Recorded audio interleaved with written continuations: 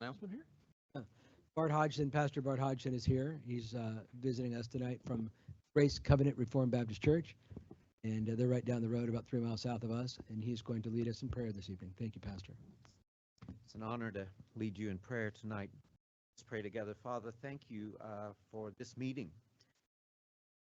Come before you, and we're grateful for government. We're grateful for how you have ordained it, Lord, to serve good. Pray that that's what would happen tonight, Lord, good of the people served by your servants. So, Lord, we lift them up to you. Lift mayor and councilmen and council discussions and make decisions, Lord, that goodness, righteousness. We pray for our law enforcement. We pray for firefighters, Lord, as well. We pray that you would protect them, watch they serve your people. All of our civil servants, bless them, Lord. That we, as the people, on them grateful. Pray for this city, prosper it. That be honored in it. We ask all these. Thank you. I'd like to call the committee of the whole meeting for April 27th order. Roll call. Mike, Here. Tim, Here. Larry, Here. Amber, here, Daniel, Here. Misty.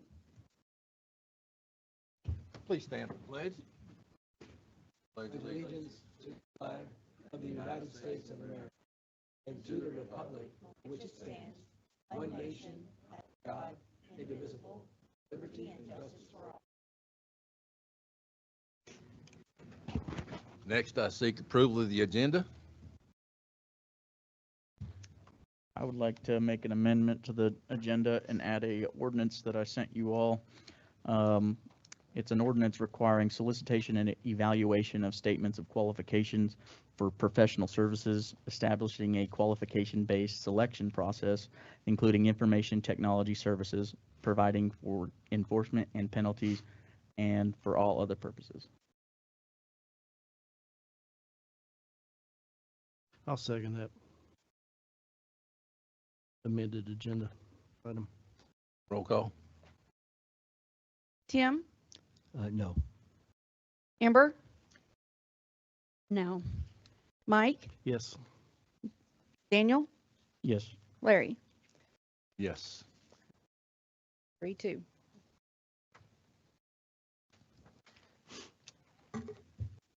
Moving on. Next, I guess I seek approval of the agenda without the added ordinance. I'll make a motion to approve.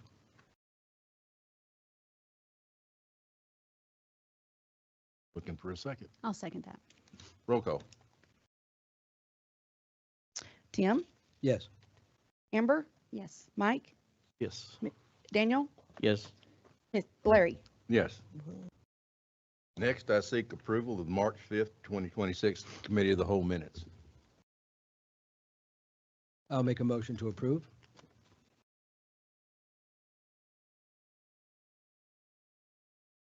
I'll second. Roll call. Larry, Yes. Daniel, Yes. Tim, Yes. Amber, Abstain. Mike. Yes. Passes. All right. Next, we will entertain comments from our citizens, and please try to keep your comments to 3 minutes or less. I was going to do that.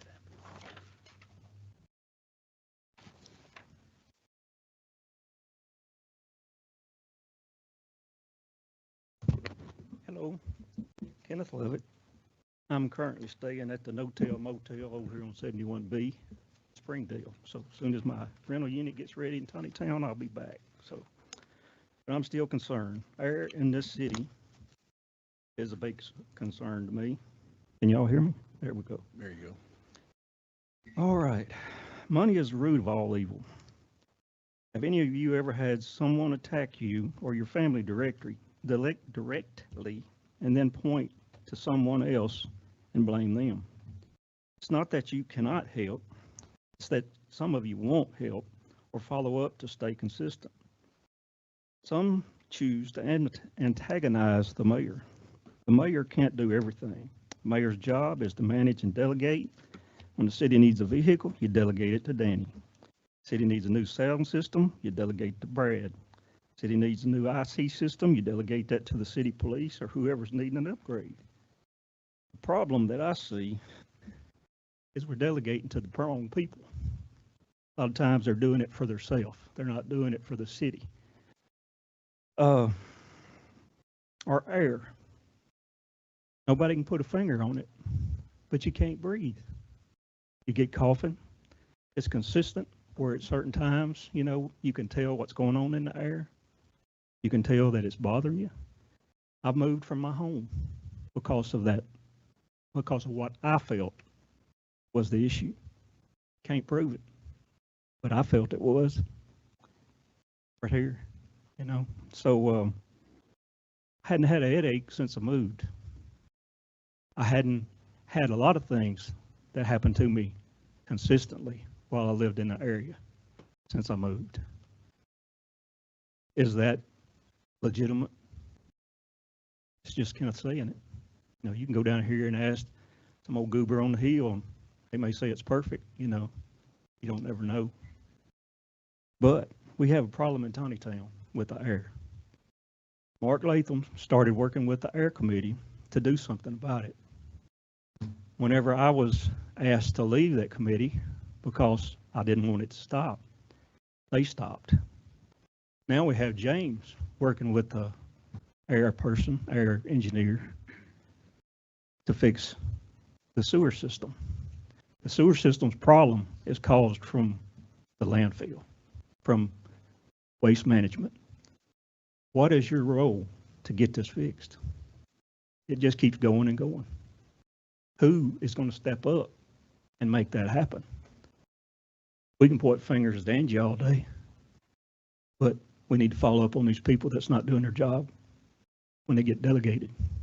I'm glad this is working half-ass right, but it's half-ass. Thank y'all.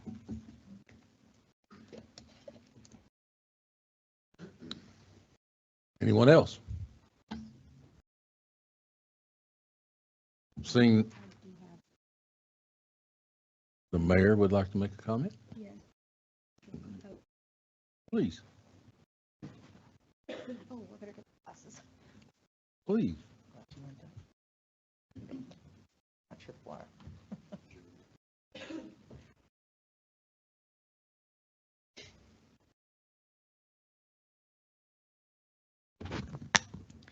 Good evening. I'd like to make a comment on behalf of Mark Calcagney. He sent me an email today and asked me to read. Thank you for reading my public comment. Sorry, I'm not able to attend tonight. I hope the resolution has passed or will pass the user fee on landfill usage for vehicles at dumping at the landfill. You can tell while driving on the roads, the landfill truck roads are rougher with the wear and tear of the heavy traffic. My worry is that Waste Management will use this as Tontitown's acceptance of the landfill.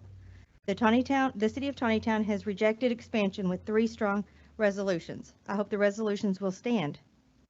Tontitown has had the landfill for over 45 years, and it is time for someone else to step up for Northwest Arkansas, as Tontitown has done its part. Wording needs to be put into the user fee resolution that states that this not acceptance by the city of Tontitown to have this landfill in Tontitown, but is to recoup costs associated with the landfill traffic. If you believe in science, then you would know the landfill is harmful to us citizens and the environment. Tests have proven this. We need healthy air and water. People are attracted to living in Tontitown because of the people and the beauty of this town. It's due to the thanks to you all in City Hall. The area has outgrown its rural landfill zone. Health and safety should be at the top priority as the traffic will continue to increase and housing will outpace the infrastructure. Please consider these items. Thank you, Mark Calcagney, 12642 Arbor Acres Road. Would anyone else care to comment? Seeing no comments, I have Captain Bowen come to the microphone.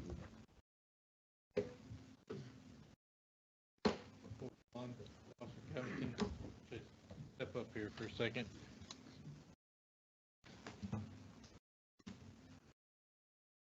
I'm going to read something. It may take just a little bit, but I'm going to read something to you guys and about these gentlemen real quick.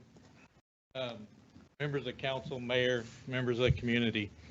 At times, this department takes criticism from social media, from the media, from some citizens, and even occasionally from inside these walls. And we take it quietly without responding because we know who we are as a department. We know our mission, we know our standards, and we know the core values we strive to live by every single day: pride, professionalism, and proactive policing. Tonight, I have the honor of recognizing two officers who have demonstrated those two values at the highest level: professionalism and pride, during an incident that could have ended very differently. Before I speak on an incident that I was involved in, I want to begin by reading the words written by Sergeant Blue for these two gentlemen. On January 26th of 2026, at approximately 12:20 hours, Corporal Lund and Officer Trey Covington were dispatched. I'm going to leave out the addresses and everything so you guys understand. To a welfare check.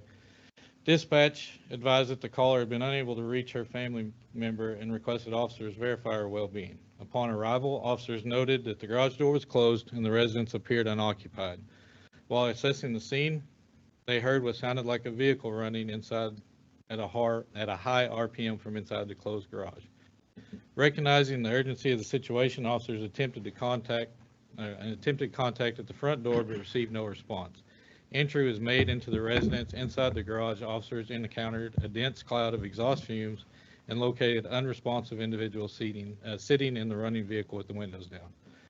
Officers immediately requested medical personnel and began ventilating the garage to reduce the hazardous fume. After clearing the air to a safer level, they were able to elicit a response from the individual and kept her engaged until medical units arrived and transported her to local hospital. During their time with individuals, the officers remained professional and attentive to the sensitive nature of the situation. They assisted her in gathering her personal belongings and ensured the residence was secure prior to transport. As that was on January 26th of this year. I'll go on to this. Again, within weeks of this event, these same officers were again placed in a situation that required calm judgment, compassion, and decisive action. Once again, they rose to the moment. Their conduct reflect not only their personal character, but the values of this department and the expectations of this community. I'll go on to event number 2. This happened on February 26, 2026. Corporal 1, Officer Covington, and a training officer, Officer Medicine Bird, were dispatched to another suicide threat in progress. Upon arrival, officers encountered a combat veteran in a mental health crisis who was armed with a rifle and extremely intoxicated. Mind you, the individual made comments wanting to die and forcing the officers to engage in a gunfight. Although the individual never pointed the firearm at the officers, he remained armed during the initial encounter. Corporal Lund and Officer Covington showed extreme restraint and compassion for an individual who desperately needed help. Throughout the interaction, the officers displayed the utmost professionalism and pride in their work by de-escalating the situation and ensuring the individual received mental health assistance he needed. Had these officers not acted with discipline and composure they demonstrated, this incident would have likely resulted in an officer-involved shooting. I cannot say it enough, despite the criticism we sometimes hear about the jobs we do, these officers continue to put on the uniform, strap on the duty gear, and show up day after day without complaint. They serve with integrity, they serve with heart, and they serve with the commitment that deserves recognition. Tonight, I couldn't be prouder of these two officers. Their actions during these incidents reflect the values of the Tontitown Police Department. Their courage, the restraint, professionalism are something this governing body should all be proud of as well. It is my honor to present Life-Saving Award to Corporal Lund, Officer Covington for the exceptional service, their dedication to human life, and their unwavering commitment to the values that define our department. Lund.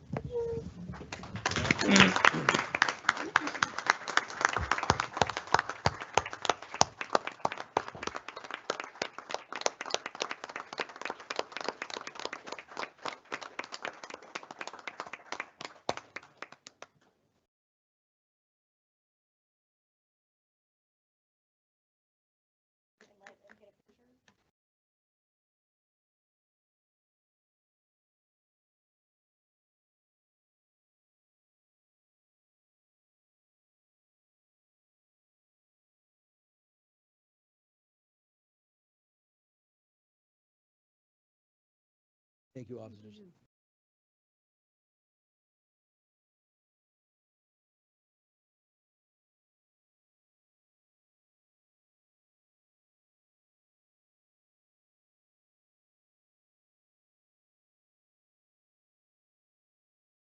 Moving on, have a public hearing. Proposed amendment to 153.172, detached accessory dwelling units. Going to conduct that.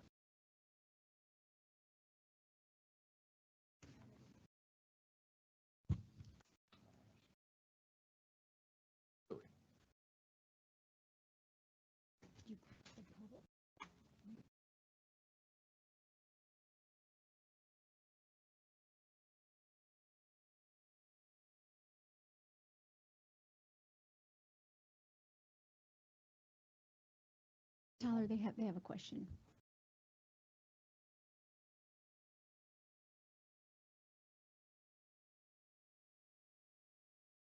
Correct. We had it at Plan Commission, a public hearing, paper. Have to have that. Oh, but it's okay if the public hears this, right? Okay, good. That would be a public hearing. Thanks, Brad.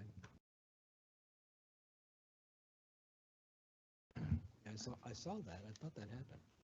Next, moving on to old business, a discussion of expanding the planning commission to 7 members. Mike. All right, we've had this discussion on multiple occasions. There's not much more to discuss, really. I really kind of want to divide this into 2 parts. First of all, I would just like to seek an up and down vote from the council, whether they're amenable to the expansion to 7 members. And then after that, the second part of the vote would be to determine whether we know that we had 2 additional candidates who were not chosen the last time. Do we want to reopen the selection process, assuming, of course, it expands to 7, and ask for resubmissions of letters of intent? I don't know that the 2 that weren't selected, if they're still interested or not. I guess we explained why we couldn't just fill those roles last time, but anyway, so that's where I stand. First of all, I'd just like to vote amongst council, because it'd make the second point moot if it doesn't pass anyway. So with that, I'd make the motion that we have 2-part vote on this. The first one being whether to expand, and if that passes, then we go to the second one and discuss it. Can we discuss that before the vote? Okay, Mayor, you have something you must say? Right now, as it stands, our ordinance says it must be at least 5, so we don't really have to change it. What you would want to do is appoint, if you're wanting to appoint more than what is on there, but we don't have to change the ordinance to 7. It's just at least 5, but you can have 20. Right. We don't want to do No, that. I'm not. So I just wanted to clarify I that did for not everybody. I'm sorry, Mayor. I did not include the ordinance in it. It's just to expand, it's to appoint 2 more members. So you're the just going to ordinance appoint 2 more. Yeah, the ordinance is not part of the packet. It's been withdrawn as part of this proposal. So the ordinance will read as it reads now. We're just adding, Just appointing 2 more. appointing 2 more Okay, thank you. commissioners. Thank you. So discussion, Tim, you Yeah, want? thank you. We've talked about this before. I know that one of the concerns was quorum. I actually did some research on the benefits of 5 versus 7, and everything I saw said that you're more likely to have quorum with a smaller number than with a larger number from a percentage standpoint. So I think 5 versus 7 helps the quorum piece. Other things that are beneficial with smaller planning commissions, that they're more efficient. There's better engagement with the planning department. They're more likely to attend because they recognize that they have more of an impact. I have been very vocal about being happy with the 5. If, you know, if you guys want to go with 7, of course, everybody gets a vote. If we do go to 7, I would like to see us open that back up again and kind of see what's out there. But I would very much prefer that we keep this sort of lean and mean at 5. Danny, any words?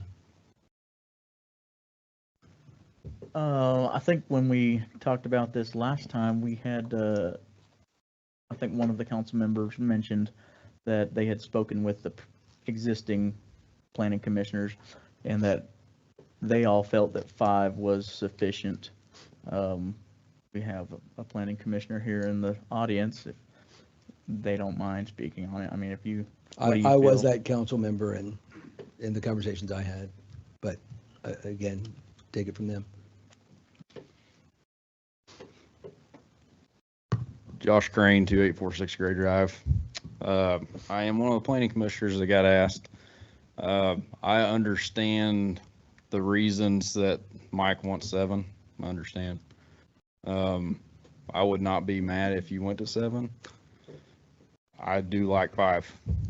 Like, and I've thought a lot about that since y'all brought it up, like 2 months ago, something like that. But no hard feelings either way, but I like the 5.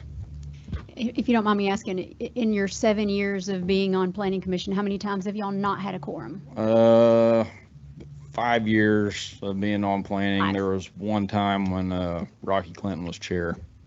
So it's been a while. Just one And- time that you Yep, can recall. and that was a total miscommunication on other people's parts. So that's 1 out of 60. We get 1 a month, Yep. 5 years. Pretty good.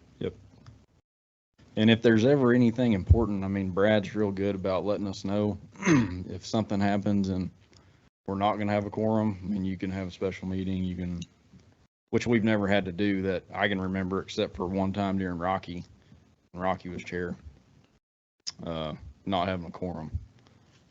So, for what it's worth. Thank you, Josh. Thank you, Commissioner.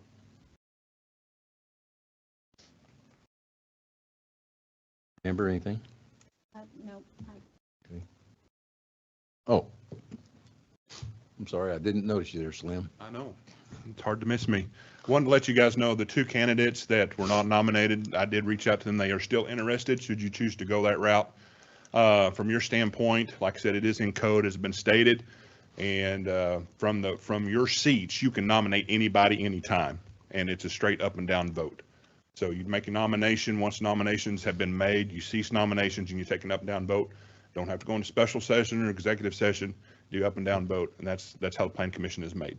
So, but the other 2 are interested. I want to make sure that you guys were interested or notated on that. Thank you. Anyone else? Anything else?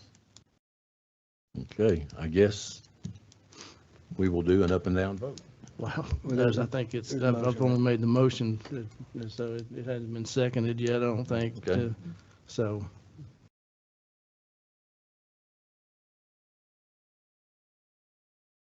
Well, I guess this dies for lack of a second. and it will be the last time I personally bring this to council. And I want to make it pretty clear, I am not disappointed with anybody whom we have on council or commission. I think we have a pretty strong, pretty solid group of commissioners right now. You know, a lot of people thought that I was personally attacking Mr. Crane, and I hope I made it clear to him in our discussion afterwards that I was not. I believe that Josh is an asset to the commission. He does a lot for the city of Tontitown, even though he doesn't live inside the city of Tontitown. He's just outside. You know, I told him, I said, you know, you and I agree 95% of the times on everything. So, you know, it was certainly not a personal vendetta that I had against Mr. Crane at all. I know his wife is also active in the community. So to put any rumors to rest that I had anything against Mr. Crane for whatever reason, I hope that I can do that by making this public statement. So, and I will not. I know council is sick of this, so it, it won't be me that brings up the issue of expanding to 7 members again. Thank you, guys. So I'm kind of mulling over what Mr. Spurlock said. Mr. Spurlock said we can appoint somebody and then go and vote. How do we get new candidates to, I mean, do we advertise for new ones and go through there and then make appointments through that, or? Whenever If we were their to- term is up, that's when we do it, just like we have the last, This go round? So absolutely. no more letters of intention. No, yes, it will be just like this last time. Everybody will go out in the paper. Pull it, okay. Yes. Okay. Same as it has, the same process. So if somebody resigns or passes away or moves or But something. we're looking at, Mr. Washkowiak's discussion is to bring in additional 7, so we're not worried about when their terms expire. He's more interested in putting people in now. So if someone, did want to appoint someone for a seat, then we are on a 2-year cycle. Every 2 years, you have so many that go on and off. Every so many years, we have others that go on and off. 2 and 3, right? Then they would be put into that cycle. So for instance, I could motion to have Mr. Washkowiak put on the planning commission, and if there's a second, and Mr. Washkowiak would respectfully decline that, but thank you for. I'm just thought. hypothetically speaking. I think just to be clear on this, and Tyler, you might make sure that I'm saying this correctly, you as a council can appoint anybody, anywhere, anytime to the commission. You have that power to do that if you find a qualified candidate. Does not have to come before you guys to do an ordinance or anything, but if you find a qualified candidate anywhere, anytime, you can make a motion from your chair to nominate that person.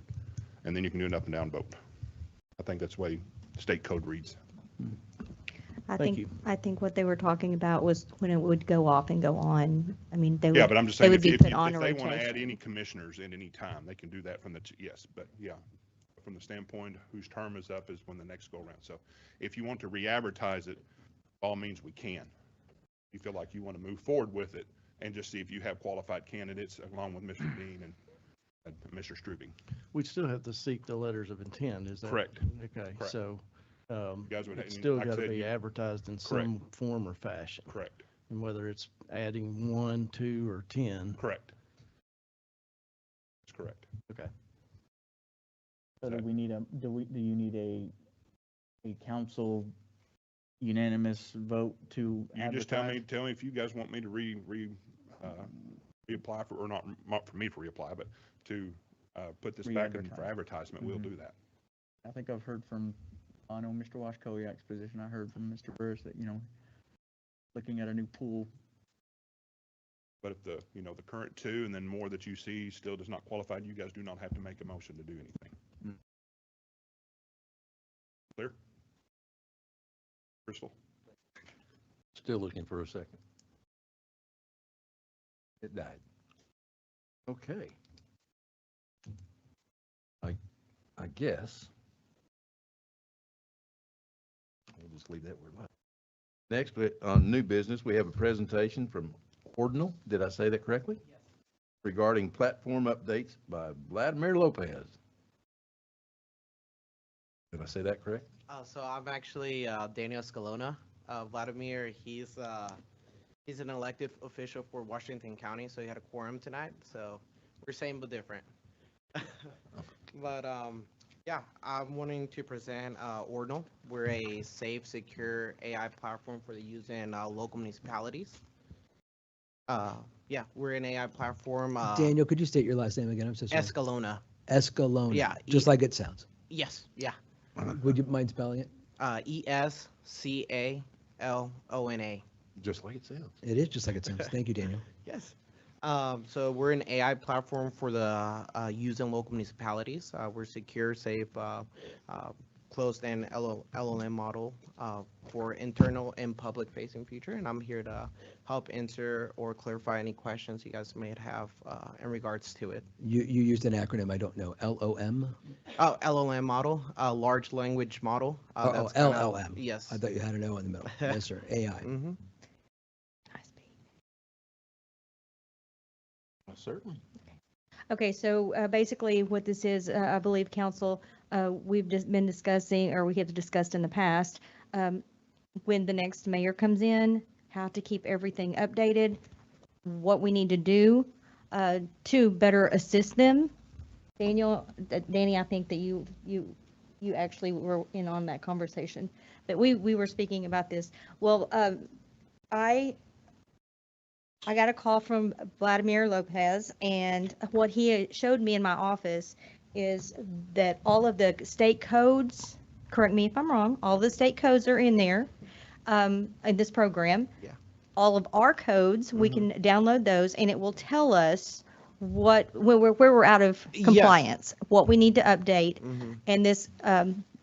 in this program. Am I correct? So what we are is we act as a large knowledge base for local municipalities. So we have an internal research tool which we implement from building codes, planning regulations, agenda, council meetings for anyone internally having to look or pull information from. It only strictly pulls information from those documents, helping with not giving any false answers or hallucinations. But as well, we have the legislation feature, which comes on board with Ordinal as a package. And we upload all of the state level legislation and compare it to your city level legislation or codes, just to make sure if there's anything that is not compliant, or if there's like ADUs, there's anything new bills coming across. It'll kind of just red flag you and be like, hey, there's a potential conflict, and exactly here in your ordinance, that's where that's that conflict. And that's just to really help highlight and show if there's anything that might not be in compliance with you guys. As well, we also have the public-facing future internal. They both integrate with GSI. So having your residents be able to come in and be like, hey, this is my address. What zone is it? Or, can I have chickens in my property or so? Or what about ADUs? Is this now allowed or so? Being able to get those answers. And we do put a lot of guardrails there. So if it's not in your official documents, which it's going to come back and say, I'm sorry, there's not enough information, please reach out to the Community Development Department or the Public Works or the mayor or so. That is making it the safest possible way to use AI. As we do know, there's a lot of models, there's a lot of platforms out there, but trying to make it secure for the user of local government. You use the term GSI. I'm sorry, a lot of acronyms are thrown out there, and we all have different acronyms in our businesses. What do you mean when you say GSI? So GSI, it is the platform where most cities or counties put like the parcels of lands, what zoning. You're talking about GIS? GIS, I'm sorry, Okay. yes, I'm sorry. Okay, My first that time. one I know. That's all right. Thank you. And I'm sure that he's going to ask this question next, right here in big bold numbers at the very top. It says we're going to save $23,000 a staff member. I'm not going to ask now. How did you arrive at that number? And can you back that up? Yeah, just with the other community partners that we're working with, just getting their feedback and seeing their usage, how much time are they utilizing our platform to be able to pull information, and getting their feedback back on like, hey, this was taking me 5 hours when there was new developers or just community members asking. It was taking 20 minutes to find out one answer. Or with developers, hey, we were doing an RFI or request for information on a parcel of land for municipality. Now we're able to facilitate that whole process by having staff members interact with our platform and saying, hey, what is the zone for this? What are your utilities? How do we redesign or change the zoning aspect of it? So just kind of calculating the amount they told us they were using to how much now they're saying they're saving, bringing that amount together and calculating the cost that we could potentially save municipalities. Their website says that, makes the statement that a third of the time that our city employees are spending is spent on things like this. So I suspect that's where that number comes from. Yeah. I don't know how you gathered that information, and I don't know if that's true everywhere, but it is a bold claim all the same. And if it's true, that says even more. How does a city get charged for it? I suspect that the charges are different depending on what city we're talking about. But how do you price this? Yeah, based on kind of like just the population size, the amount of employees that might be using it or so, just kind of build out a cost that would be suitable for this city. I think for this city, do I say a number or? Yeah, so we just calculate like kind of like the population size and based on the cities that we are currently working with Lowell, Arkansas and Pea Ridge. So just based on how much we're estimating them and charging them, especially since we are local, we're from Bentonville. So that's kind of how we come up with the pricing right now. Well, based on the pricing or what you've said so far, it seems like the pricing model should be the same whether we're talking about Cave Springs or Little Rock, if we're just putting that data in a place. So is that pricing not uniform for everybody? Well, with Little Rock, they would be priced way more than Tontitown. Right now, we are, it is kind of based more on population size that we're pricing Right, I this. understand. I mean, I hear you, but why? Why would we pay more than a smaller city if it's just lining those things up in a data state? That is a, yes. I thought it was a good question. yes. Apparently you agree with me. Thank you. That's really kind of you. Yeah. Yeah, kind of, I think the pricing structure that we're seeing is just based on, again, the population. I don't want to kind of go in circles on that, but being able to see how much we could help this community grow and how much we could actually help them save on time on the staff wise. Sure. Well, I'm not technophobic. I love technology. I like where technology fits in certain places and doesn't in others. And everything's AI. And I'm not gonna, just jump on every AI bandwagon that's out there. Absolutely. But I appreciate the information you're sharing, and your website is certainly compelling. But I would love to know if you guys can find why it is specifically different per city based on population or even employee size, if it's a database that's checking absolutely. these other databases. Thank you so much for being here. I appreciate it. Absolutely. Any more questions? Was anyone in the city seen a demo? Have you? Have Have you we seen seen? it? Megan and I have. I'm also interested in the cost of, did we have an estimate for what this would cost the city? Yes, I believe we said 20,000 for a year. Per year? Yes.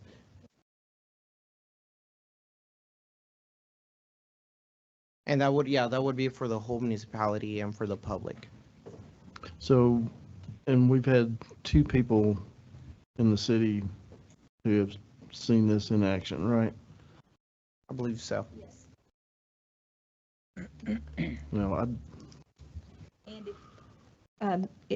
If you would like, I can ask if they can come back Yeah, absolutely. Yes. with a presentation to yeah, show it. I'd like to see how it could be Yeah. such a time saver for sure. I'm sure other council members would be interested as well.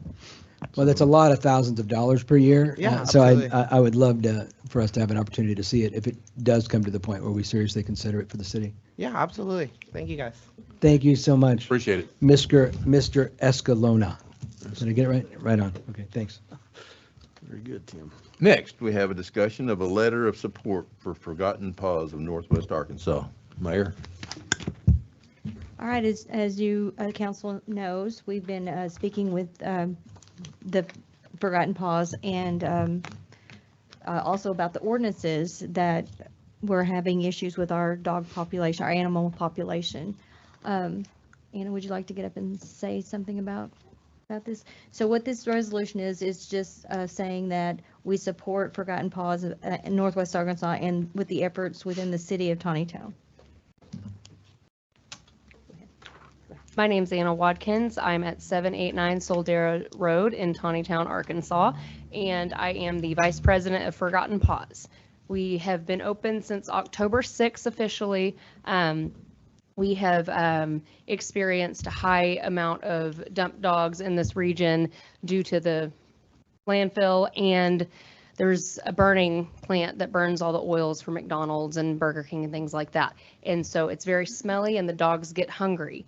And so we are working with statewide organizations to help solve the problem, and it helps to have the city's funding and the city's support in any way, shape, or form. And so that's what we're asking for tonight. So I'm happy to answer any questions, and if I don't have them, Heather might can answer them if we need. All right, you know that this support letter says that we will not do any funding. Yes, yes, Okay. ma'am. All right, so Sorry, I I just, misspoke, but yes. okay, I just wanted to make sure that we were on the same page with that. Yes. Now, That was my question. I can go on more if you guys want me to while you're reading it, or do you want me to be quiet? I No. can do that.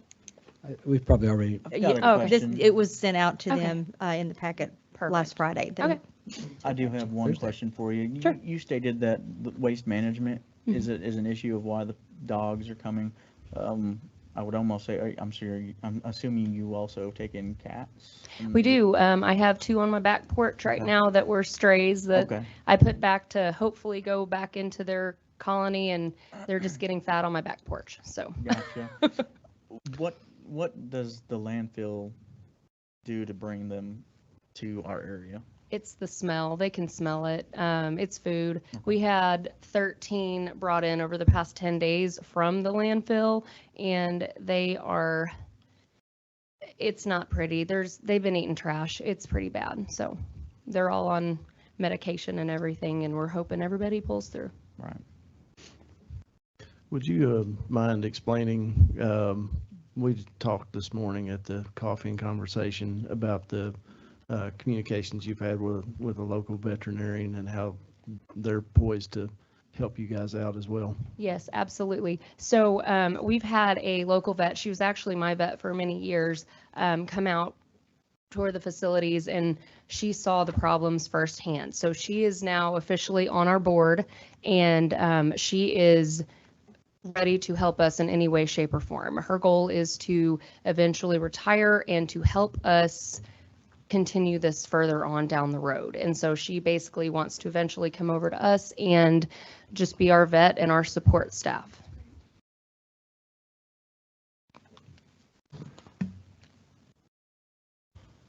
I just looked up a little fun facts as why this might be important, just primarily because of the business I'm in. There's 4.5 million dog bites per year reported in the United States. 800,000 require medical attention. There are 20,000 dog bite liability claims filed per year in the United States. So those are just a few reasons why this, and you know, we've all seen, and we had a gentleman come before us who was bitten on a run. So I think it's important that we help out, especially as we grow, with doing whatever we can to help you guys out. Yes, what happens is pack mentality happens with the dogs, and they get more and more aggressive. And so we have a pack that runs down Highway 68. Is it 68, Heather? It's Highway 68. There's about 14 of them. They're aggressive. They're mean. And what happens when a 10-year-old runs down the road, you know, on their bike or something and gets attacked one day? There was a girl, I believe her name's Michaela, that was killed taking care of a pack of dogs down south, and we don't want that to happen here. And so they spread disease, and so it's more than just, I'm here for the dogs, but I'm also here for the community. I want the community to stay safe. I don't want anybody having to have rabies issues. And we had to send a dog's head off to Little Rock recently to test for rabies because of how aggressive he was when he showed up on our facility. And it's the standard practice. It's what the vets have to do, and I don't want anybody suffering. Vets are seeing right now 3 times more sicknesses than they have, and it's because of all of the dogs running around Arkansas, and it's cats too. One cat can produce 100 kittens in a year and a half, and so these dogs and cats not getting spayed, neutered, it becomes a health problem for the community as well.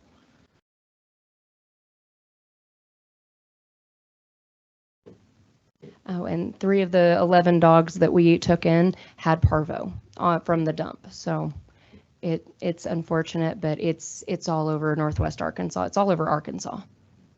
Anna, could you please Sorry. Can you please explain why you're wanting the letter of support? Yes. Since we're brand new, we started in October, and so it's harder to get grant funding if you've been open for a small amount of time. The banks and everybody want, to show that we've been here and we have the need for this here. If you have a vet on staff or a vet on the board, and if you have a city, you get put to the head of the list on funding, and Tontitown needs it. All of this land this way is where everybody dumps their animals in Northwest Arkansas, and it's a major problem. And everyone in Northwest Arkansas has seen a dog on the side of the road or helped a dog, and it's the city's animal shelters are not enough anymore. They haven't been since COVID, and it's been a problem, and the citizens are just dealing with it, and it's not fair for the citizens to be having to deal with this.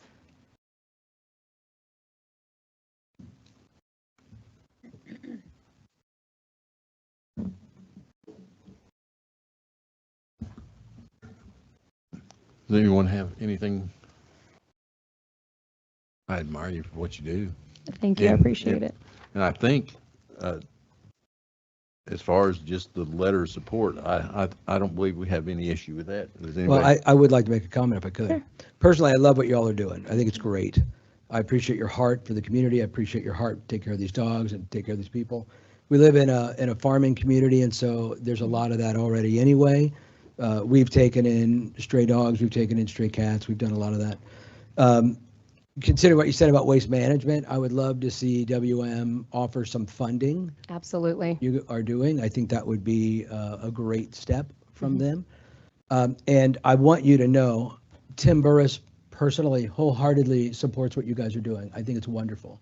However, and this is the part you're not going to like. It's okay. Tim Burris, the city council member, Yeah. I can't in good conscience support any one business or item over any other. We've got lots of churches, gas stations, coffee shops, Yeah. and I think it steps beyond our purview a little bit for us to say, we like you, when we don't like you. We like you, and we don't like you. Yes. So it's my fellow council members may not feel the same way, but I just can't in good conscience, as a city council member, support it. Privately, my family's all for what y'all are doing. I think it's wonderful. Thank you. We are a 501c3. Coffee shops are not. So I will say that, but we also are working with all of the 501c3s in the area to help minimize the risk and the damage, and we're trying to help everybody in the nonprofit world. Yep, I think that's great, and thank you again. You bet. Yeah. That seems to be a pretty important distinction, being a nonprofit versus Well, I mean, churches are for-profit. nonprofit So, too, right? I get that, but I mean. What's your favorite church? I know your favorite church. You know mine, so, yeah, so. That's fine. I mean, I get it. I understand why you're seeking it, and it makes sense to me, so. Okay, so I guess, I assume if there were legal issues with the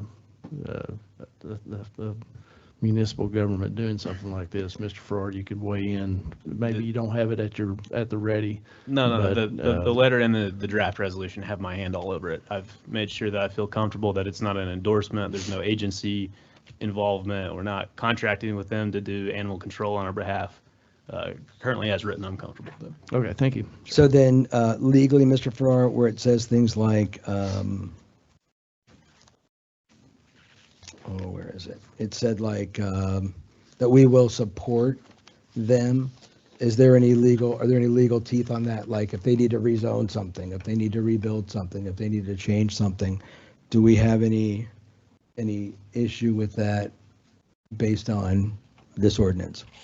Could you direct me to what you're talking about, Mr. Burrs? Support what? Let me try to find it. Oh, okay, so Danny's got it here. So the city council supports the pursuit of grant funding and resources for animal welfare efforts within the Yeah, community. I made a note. Let me see if I can find it. Yeah, I mean, section 4, you're gonna I recognize think it was under Tyler's section. handiwork, Oh, it's right? under section 2. City Council supports the pursuit of grant funding and resources for animal welfare efforts. I understand that, including the specific efforts from Forgotten Paws NWA and its pursuit of grant funding. Grant funding, facility expansion, and operational resources necessary to continue and expand its services within the community. I think everything past grant funding. So I don't know any prohibition in the law that says a municipality can't support a nonprofit seeking grant funding, right? Well, and that's not my point. My question is more the other way. Like, once we've got an ordinance that says we will fully support the pursuit of grant funding, facility expansion, operational resources, the way I would read that, we're on the other side of that is, so you guys are going to help us expand facilities, meaning if we have to change an ordinance on something or zoning on something, you're behind that. Or, hey, if we need to come and get some financial resources, you guys are behind that. Again, I would just rather see that stop at grant funding. I get the point. I absolutely understand the point, but don't want to put us, if we're going to vote in the affirmative. To that degree, Tim, I would reference section 4, right? That covers basically every concern that I would have about binding support, right? This isn't a partnership. There's no agency relationship. There's no contract. Okay. You're just broadly saying, yes, we're cool with them going after grant funding. Okay, thank you. Sure. It helps Forgotten Paws be able to get grants that are larger to create and because right now the dogs are in she sheds that have like an AC and a heating unit. We would like to see them in an actual shelter with concrete and the ability to clean it a lot better so we can help prevent sickness and stuff. And so what we're asking for, we're not asking for zoning changes or anything like that. If we have any of that, we'll come to you guys and ask and do the same system that everybody else does. All we're asking is it helps bypass our only being open for 6 months. It's almost like an emergency, like, okay, the city needs us here. We're helping the city any way we can. And the city's just recognizing that we're helping. You're That's just all trying we're to asking. expedite getting funding. Absolutely. Have we written letters of support for any other charitable organizations in our past? So that's a normal thing? Yes. Okay. So 501c3s, come on. If I might add to, Tim, this may make you feel slightly better, may not, but section 4B, we're not granting any exclusive rights or privileges to them, right? Yeah. We will support other organizations. Wonderful, thank you. Sure.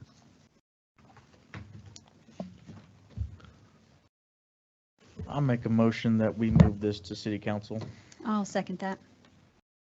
Roll call. Mike, Yes. Tim, No. Larry, Yes. Amber, Yes. Daniel. Yes. Moving to city. Next, we have a discussion of a proposed ordinance addressing animal dumping. Okay, this goes right along with it. And again, Attorney Farrar is the one that put this together, or made sure it was correct, I should say. So, Correct, I just reviewed it. So we don't have to read it, just discuss it. Oh, you can have me read, I don't know. No, I mean, as far as passing it tonight, it's just a discussion, so. Yeah. this will be to move it to, The only question I had, I didn't see any mention of specific fines. I assume unless I missed it, but is it $1,000 is the max? State law incident, caps state it law? is $1,000. That's per Okay. statute. Upon my review, I didn't stick any dollar amounts in there because as I understand it, you guys keep those things separately in a separate fine schedule or something like Yeah, that. we generally do, that's right. But since this would be a new ordinance, we'd hardly have to apply that schedule.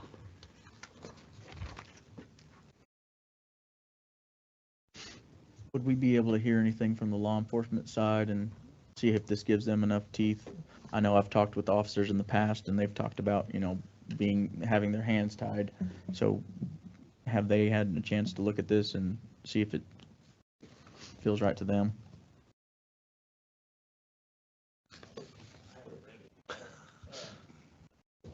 Says it was sponsored by the mayor, so did you talk with Chief Jennison? I did speak with Chief Jennison. Okay.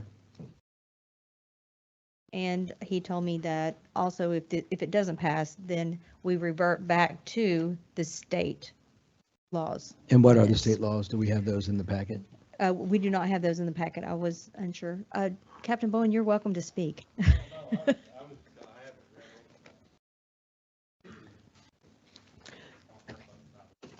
I would love to get your eyes on it, at least sometime between now and city council, if you don't mind, just to see if it's something that matters. I thought, all in all, it makes sense. I think there are a couple areas that I'd like to tighten up, maybe. Section 3, so on the front page, abandon or abandonment, that last line, it says, basically, it's leaving a domesticated dog or cat unattended without reasonable provision for food, water, shelter, and necessary care, and without making reasonable arrangements for its continued custody. Are we trying to say that is the definition, and period, that's it? Where, again, we live in an agricultural community, and sometimes my neighbor's farm dogs come in my direction, right? And would that put that particular person at odds with the law? Do you want my opinion? Yeah.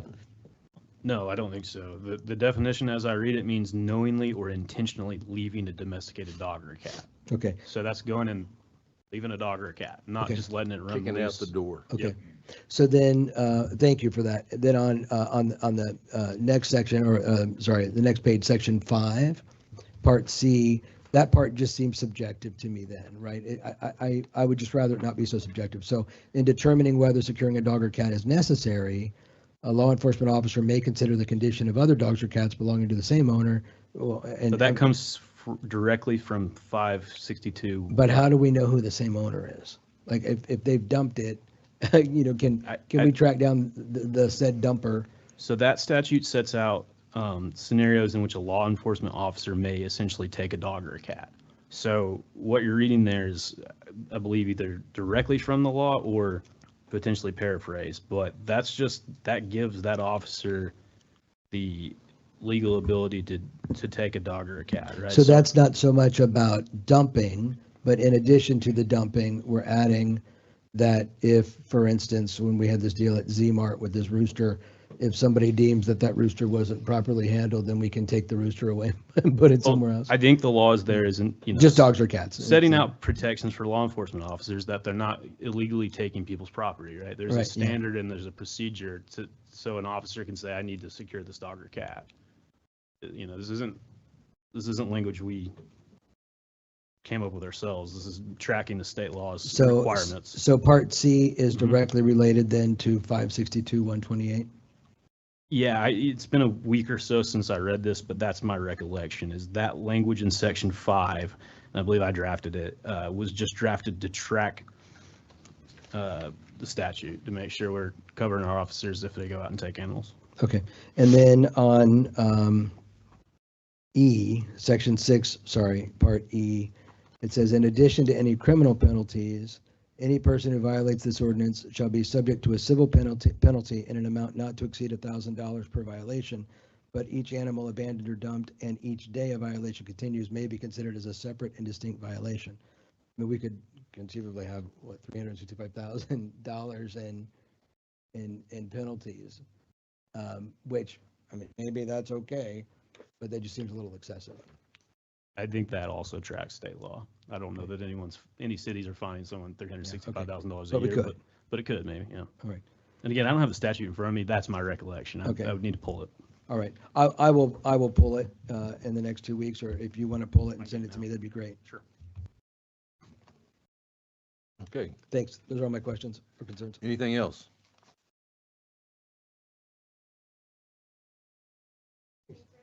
Please do, thank you. A wealth of knowledge, thank you. So it stops. So when a animal shelter brings a dog in, let's say the guy gets arrested and he's in jail for 30 days and he has his dog in his car. We will hold it for 30 days for him. And typically most shelters cap out at a certain amount. It may be 5 days, it may be 10 days. They're not going to charge $365,000. That's insane. What they do is they'll cap it out, and if the dog was dumped, we hold the dog for 14 days. So I would assume those fees would cap at 14 days, because at that point we can adopt the dog out to somebody else and get the vet care that it needs. Okay. Makes sense.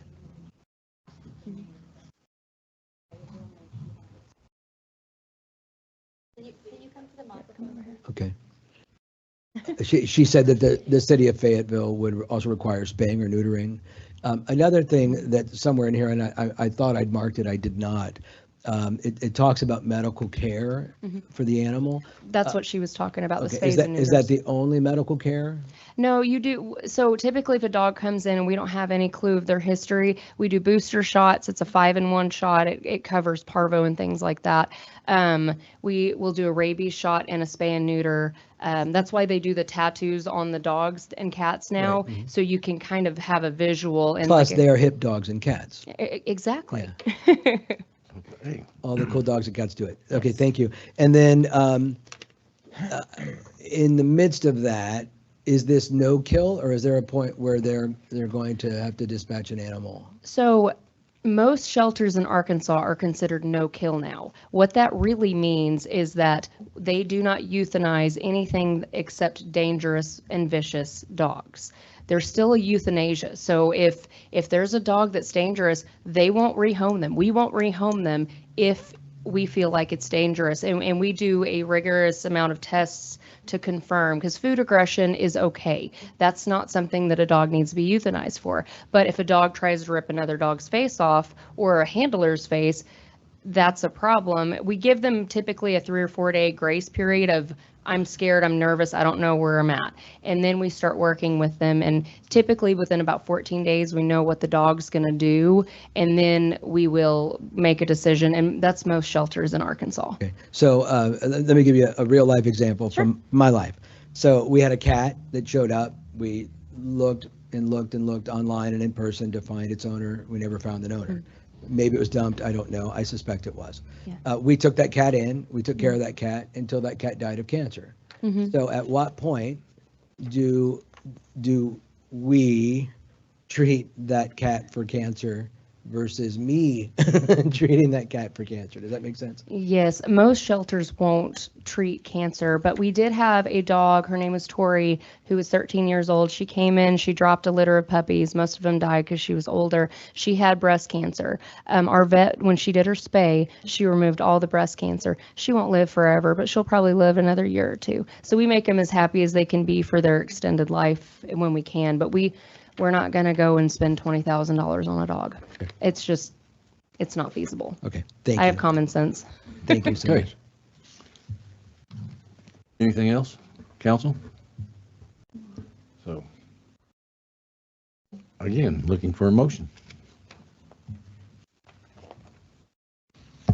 I'm sorry, one more question. How do we find the people who are doing the dumping? You got to catch them in the act. Jerry, you know the answer to that one? How do we catch these people who are dumping dogs and cats?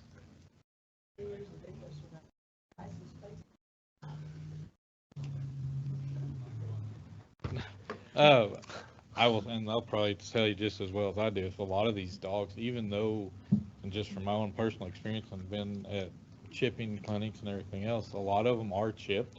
They'll still dump them. You guys can attest, they'll dump them. And unfortunately, it's a process. It doesn't matter if you, Tim, dumped a dog and now I have possession of it, it's still chipped in your name.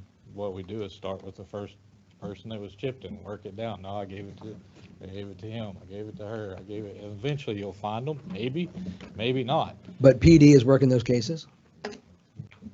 I guess we could. Well, I'm not asking if you could, or if you should. I'm asking if you do. I don't think we've had a lot of them, no. I don't think we've had very many cases of the animals being dumped, but also it hasn't been reported. We haven't had some place that would come to us and tell us that it was reported. Some people will call and say, I have a stray dog. We don't know who that dog belongs to. To be quite frank, there's 2 white Great Pyrenees dogs that run around here all the time. They live off Double Springs. They make it all the way up past Barrington and into Arbor Acres. I've seen them all the way. I know exactly where they go every day. I pass them on the way home. They're here during the day and then they go home. But some people call those 2 dogs in and say, hey, they're strays. So just because we know, we've been around, we know where those dogs go. There's another couple of dogs that are around town people call that say, they're strays. They're over at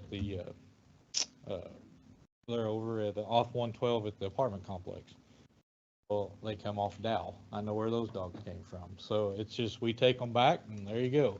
They're not necessarily being dumped, but I guess the longer you work here, you know people, and again, the bigger the town gets, I'm not going to know everybody. I get that, but it's still small enough we can find people usually.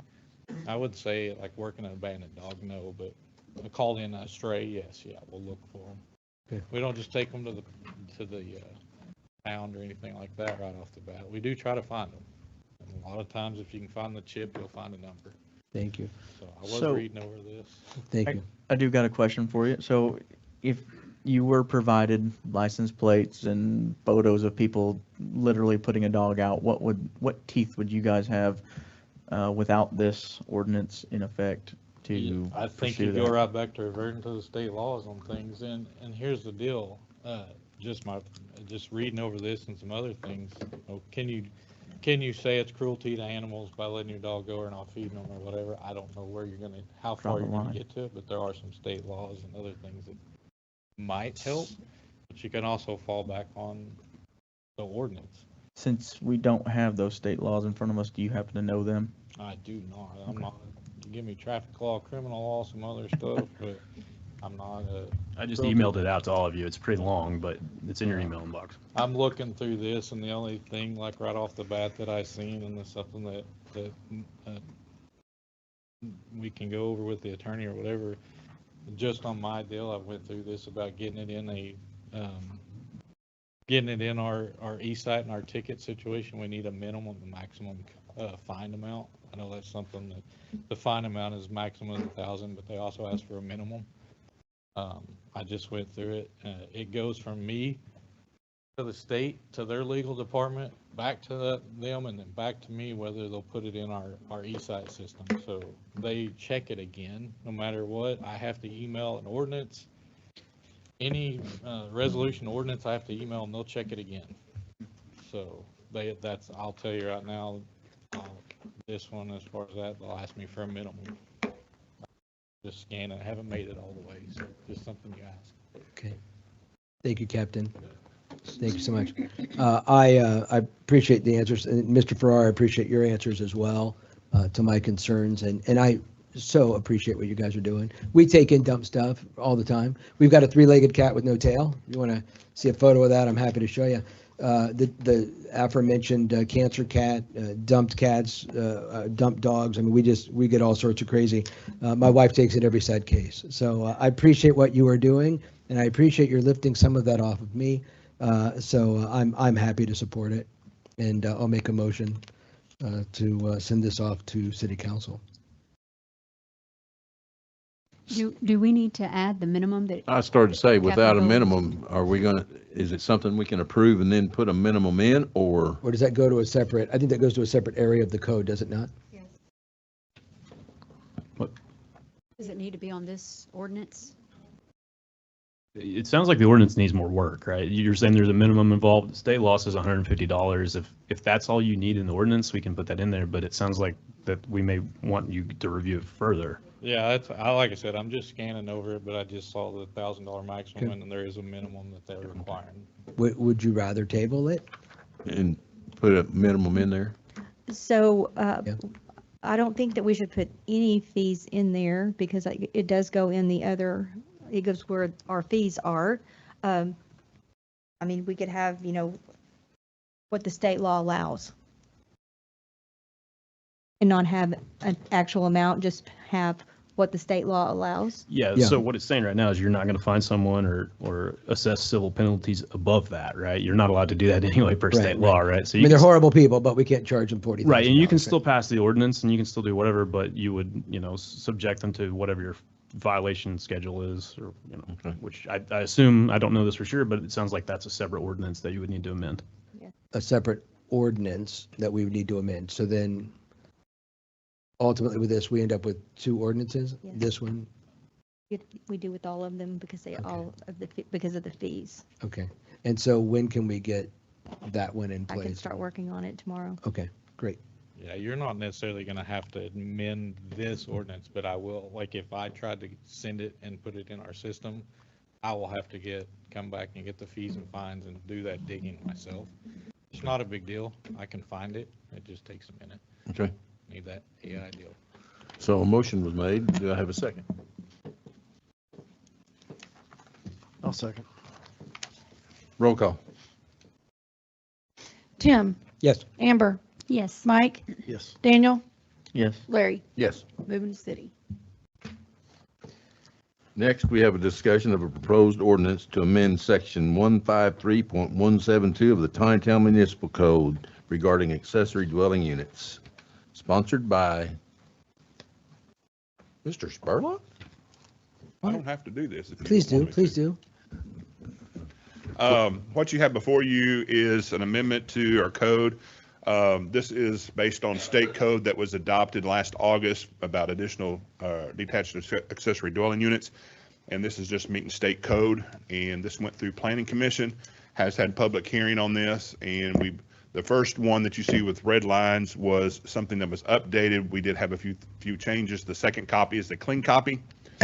We'd like to move this forward to City Council for approval and get this codified. I don't really have any heartburn one way or the other on this particular thing. I know that this was at the state level, but on part C of this, of what's in front of us, and I think this is your final verbiage, on setbacks, it says an accessory dwelling unit shall comply with the minimum setback requirements, that makes sense, applicable within the zoning district. But then there's like this but, provided that such setback requirements shall not be applied in a manner that has the effect of prohibiting the construction of the unit.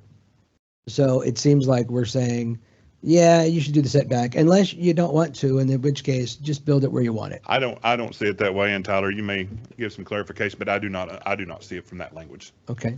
No, it says shall not be applied in a manner that has the effect of prohibiting. So it's just saying you can't use the setback to effectively say they can't build a ADU, right? You can't use the setback requirements to prohibit them from doing it. But do they still have to maintain the setback?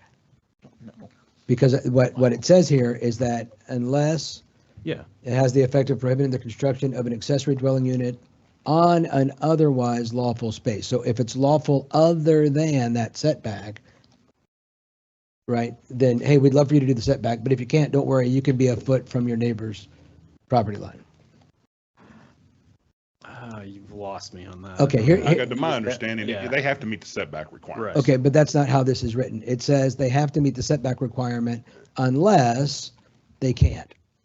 And it says unless, shall not be applied in the manner that has the effect of prohibiting the construction of an accessory dwelling unit on an otherwise lawful space. So it can meet the setback provided that it doesn't disqualify itself by not meeting the setback. No, it's the setback requirements that you can't use to prohibit them from exercising their rights under the law. Then I could vote for that, but I can't vote for C when it reads like this. I mean, I don't have a problem with anything else. Is this our This is- verbiage this or is is this state- state this verbiage? is State verbiage. Well, there's nothing we can do about it anyway. So this is another one of those that, hey, guys, you can vote however you want, as long as it's Then yes. why are we taking out Yeah, the we're just words to updating the code accessory to structure? match what the state code Wow, said. good If times. this is state, why are we taking out the words to accessory structures? You have a copy with red lines in it, right? I don't have my. Yeah, those are red the line ones copy. that Let me pull it Tyler, up. we went through and. Well, Mr. Artemani just said that this is state. Mhm. This is based off the state. How are we taking out those red words if this is state? I think those were some clarifications that we had based on the state code. Did the state take it out? clarify, the state law changed, which required us to change this ordinance in certain manners. So this isn't the state verbiage. This is Tontitown's verbiage. This is our ordinance. It's our state code, consistent or our with state code, law, yeah. Right. But we're, making I think sure. I think I understand what Mr. Burris is concerned about. It sounds like when he was reading it multiple times that, I can read it again, Danny. No, please Okay. don't read it for One me. more time. Let me talk and then you can read it Read out it again again, if you yeah. want. It does sound like, if I wanted to put an ADU unit in my backyard, I've got a 30-foot setback on my back property and a 10-foot on my sides. It sounds like if I want to put it 5 feet on the side and 25 to the back, that you guys, planning commission, can't deny it because I want to put it where I want to put it. That's what it sounds like when Mr. Burris read it. That's what I see when I read it. I hope that helps you understand. Well, first of what all, this doesn't go to I'm planning concerned. commission. This is done administratively. Secondly, if you guys do not, Did we have a we'll get an attorney general opinion on this. point of order? Okay, go ahead. Did we not just have a our agenda has a public hearing. Which that you was already took- that conducted. You said it took place at the Yes, planning commission. That's correct. So how does the planning commission not have any teeth in To this? change the code is a public hearing. If we want to do anything from a dwelling unit, that's done administratively. That does not have to go to planning commission. This is to change the code, which has to have a public hearing, Which we did at planning commission. at planning commission. Correct. Okay. But for anybody that wants to issue a permit, we do not have to bring that before planning commission On a on an accessory Piece- dwelling unit. piece by no. piece. Then Really? then who determines whether or not it meets the setback requirement? Right. That's what the curtain zoning is for. It has a certain requirement, Okay. setback requirement. Then would it be okay with you if we took out that last sentence and it just says, I'm not going to take anything out unless state approves it. Okay. That's where if we want to get the attorney general's opinion on it, that's what we'll do. well, I mean, we can do that if we need to. That's not my point. And I mean, all in all, I don't necessarily have a problem with it. I just think on that particular piece, it makes sense to get the appropriate verbiage. So I mean, if we just look at the state code, do we have a copy of that, Mr. Farrar? Maybe Ordinal could help. Can we just make a suggestion and table this until we get it right? Yeah, sure. So that way we don't make any more wasted time on this. Let me ask just one more question. I understand neighborhoods that have restrictive covenants they don't have to allow ADUs, is that right? Wrong. No, to my knowledge, anything that is new can have these, but anything that is current, and this is my understanding, anything that's current, they have to abide by the state code. So. Can I read what it used to what- say real quick? Yeah. It used to say, the ADU shall meet all setbacks as required by the current zoning. The ADU cannot be located in front of the primary residence of a typical subdivision lot. So state law changed, which required us to change our ability to enforce the setback requirement. So that was the language that either Imogen drafted or I drafted, I don't even remember, but one of the two attorneys put that in there as a replacement for that language. If you're uncomfortable with it, let's change it, but I don't read it in the same manner that you do. Well, I mean, again, I don't mean to bring the whole thing to a grinding halt because I don't like C, but I don't like C enough that I would love to see it changed, if you guys are amenable to that. Well, we can table this and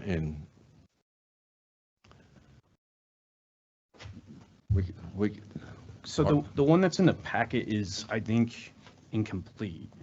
I think there's pages missing from it because I know the one I reviewed was much longer.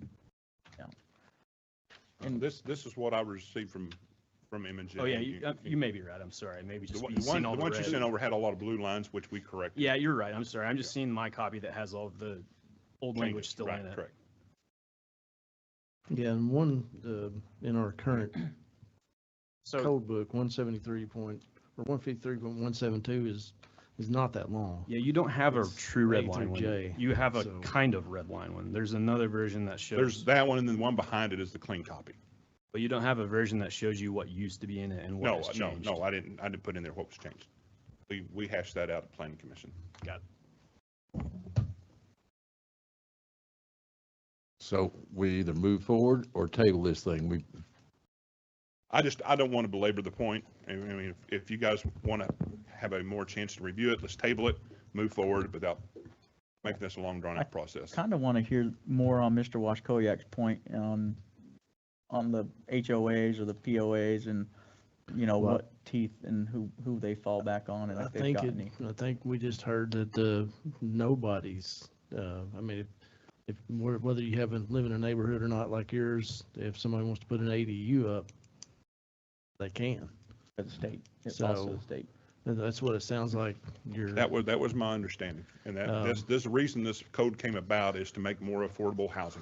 And so that was the whole purpose of it. Yeah, that's a whole different argument, Yeah. but anyway, I understand. I thought that they were grandfathered in, but I must have misread something. I thought that neighborhoods could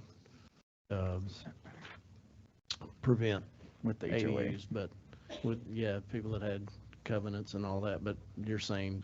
That was no. my explanation. Okay. Okay, so, And if you guys don't feel comfortable with this, Yeah. let's just. Well, I hate to say it, but I would like to make a motion to table it until the next count, just so we can see that. We can see the existing verbiage from the state. There are some other things in there that I had questions about, but I think you're right. We don't need to belabor it if we know that we don't have the answers to it. And I will ask you guys, please, when we have these type of things, get in touch with us. And we'll try to sit down and show you what the changes are. Yeah. So we're available for you. Well, it was a rough weekend for that. I know it's a rough week. We all have rough weekends, but we're always here available for you. Thank you. Yeah. My understanding too, just from what we learned at the municipal league, that the people aren't beating down the doors of planning departments No. to put ADUs up. They're not cheap. Not Not right now. yet. A 650 square foot tiny home, they're just going to run you about 145 to 150. Right. So, people aren't beating the doors down to. We've I had think we have a one, little we've had time. one since this has Make been sure we get enacted. this right. We've had one One. permit. So, And for the sake of transparency, I appreciate having the dialogue here in chambers. But yeah, thank you for your, Nope, thank you guys. I Handout. appreciate y'all so much. so are we tabling? This motion's been made. I need a second, please. second, need a second on the motion to table? I'll second the motion. All right, roll call. Larry, Yes. Daniel, yes. Kim, Amber, Yes. Mike. Yes. Table to next cal. Thank you. Now, we are going to take a 5-minute recess. Sure we're not going to executive session?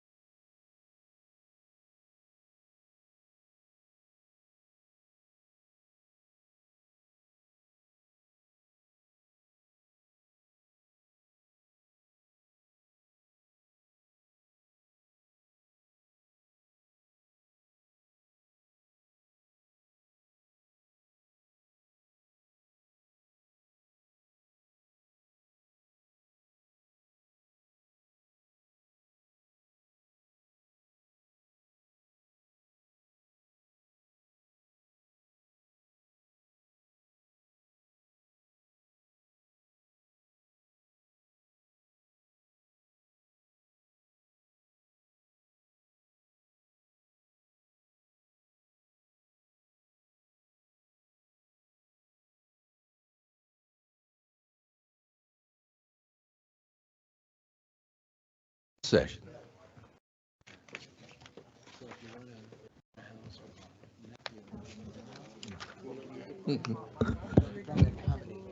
Next, we have a discussion of a proposed ordinance to amend section 155 of the Tontitown Municipal Code regarding accessory dwelling unit impact fees.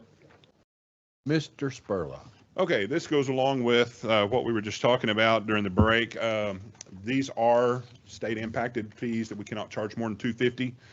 If you want to table this one to go along with it, but however, this will go into our fee structure. And so I feel like this can probably move forward without any reservations, but if you got any questions, by all means, you can ask, but this is going to ask to move to city council. Do you know why, I mean, it is what it is, right? But do you know why the maximum is $250? I do not know. Okay. I did not draft the law. Probably because they looked at Tontitown's impact fee structure. Yeah, it could be that. It could be that. Or it could just be that that particular unit or development or area already has Right. that. Okay. Well, if there aren't any other inputs, I'm happy to vote to send that one to city council. Okay. Make a motion. Second that. Thanks. Roll call. Amber, Yes. Daniel, Yes. Tim, Yes, Mike, Yes. Larry. Yes. Move to city. thank you, Brad. Next, we have a discussion of a proposed resolution for final plat acceptance. Mr. Spurlock. We've been through this before. This is the resolution to accept all the final plats in the right-of-ways, and we went through and have vetted this. If you guys have any questions or you feel like there's something that's not right, please let us know, but this is what we have before you to accept. To move to city council. I'll make a motion to send it to city council. I'll second that. Roll call. Daniel, Yes. Tim, Yes, Larry, Yes. Mike. Yes. Amber, Yes. move to city. thank you, Brad. Thank you. Next, we have a discussion regarding Placer software. Mr. Spurlock. Placer software. This will be the last one I do tonight, so just bear with me. First of all, thank the mayor and I thank Mark for entrusting me to do this and delegating projects to me to help you guys out to benefit the city. So this is one thing that we have reviewed with this place called Placer.ai. And what this has done is it helped us to understand where the growth paradox is within the city. And so when we look at this, we're just a little town, but we're growing very fast. And as Madeline goes through the slides here, this shows the growth we've had from 2000, 2010, and then from 2010 to current, how fast we've grown. From 2020 to 2024, we've grown 85%, and we're continuing to grow. So what does this do? What does Placer AI do? This helps us to identify what we have in our future land use. It also helps us to find what we can do in our master street plan. So once we're not going to be guessing, we're going to try to know where we can have some benefit with this software. So it's basically to balance rapid expansion, and along with our historic identity, we want to keep it the same. And I put that comparison there. I thought it was interesting. Even though Bentonville, has a bigger population, we have increased since 2000, almost twice, 3 times of what Bentonville has percentage-wise. And we're just going to continue on. So what's Placer AI? What they do is they take high-definition lens of our city. They use aggregated mobile data to see where people are coming from to our places here in Tontitown. It shows how foot traffic and vehicle traffic flows through our corridors. And so this is what will let us know. So it'll tell us, where do we have voided areas at? Where do we have opportunities to bring in trade? And I've already let you know that I've already reached out to one company, but this lets us know the demographics of the people that are coming through here, who are staying here, who's shopping here. And this helps us to go along with other businesses that we can hand pick and say, okay, we have this void in our city. We'd like for you to come and test us out. So this is what this is. It's basically a void analysis that we try to help with this. So it also is going to help on our master street plan. It will identify where the heaviest traffic is. This is going to help us also to make sure that our street department is identifying those particular things to improve streets. And so this will definitely help us out from that standpoint. So it's basically maximizing our traditions like the Grape Festival. As we go forward, it'll show that. So it's going to basically see what kind of return of investments we're going to have. And so with this, other cities like Harrison P. Ridge, they're already using this kind of tool for thoughtful growth. And this is what we'd like to do. Mark and I have had several meetings with this particular group. You have in front of you what the bid process is. You guys can look at that. Again, we have not made a commitment to this, but however, we feel like this is very, very useful for the city and can help us bring in more businesses and more tax revenue for the city, and also to help along our streets. So that's what you have before you. If you want to move forward to the city council to maybe put this into a contract form, but that's what they're going to do. But otherwise, if you want to discuss, by all means, you can discuss. Council. Mike. Yeah, I appreciate that, because I was at a total loss when I saw this in the packet. That does help. Are there other services similar to this that you've sought help from, or? They've actually reached out to us because of some of the other municipalities. I don't know whether they've given us their names to us or how that works, but I know, like I said, I went and visited P Ridge. P Ridge's voice on this was, at first they did not like it, but they are finding it very useful to identify things that they can put inside their city. So they're really utilizing. So we have reached out to P Ridge.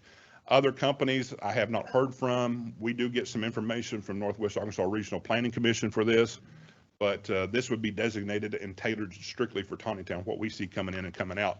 If we want to solicit a business, we could put together a packet saying, here's what we have coming in, here's our demographics. And so, like I said, I've already reached out to one company.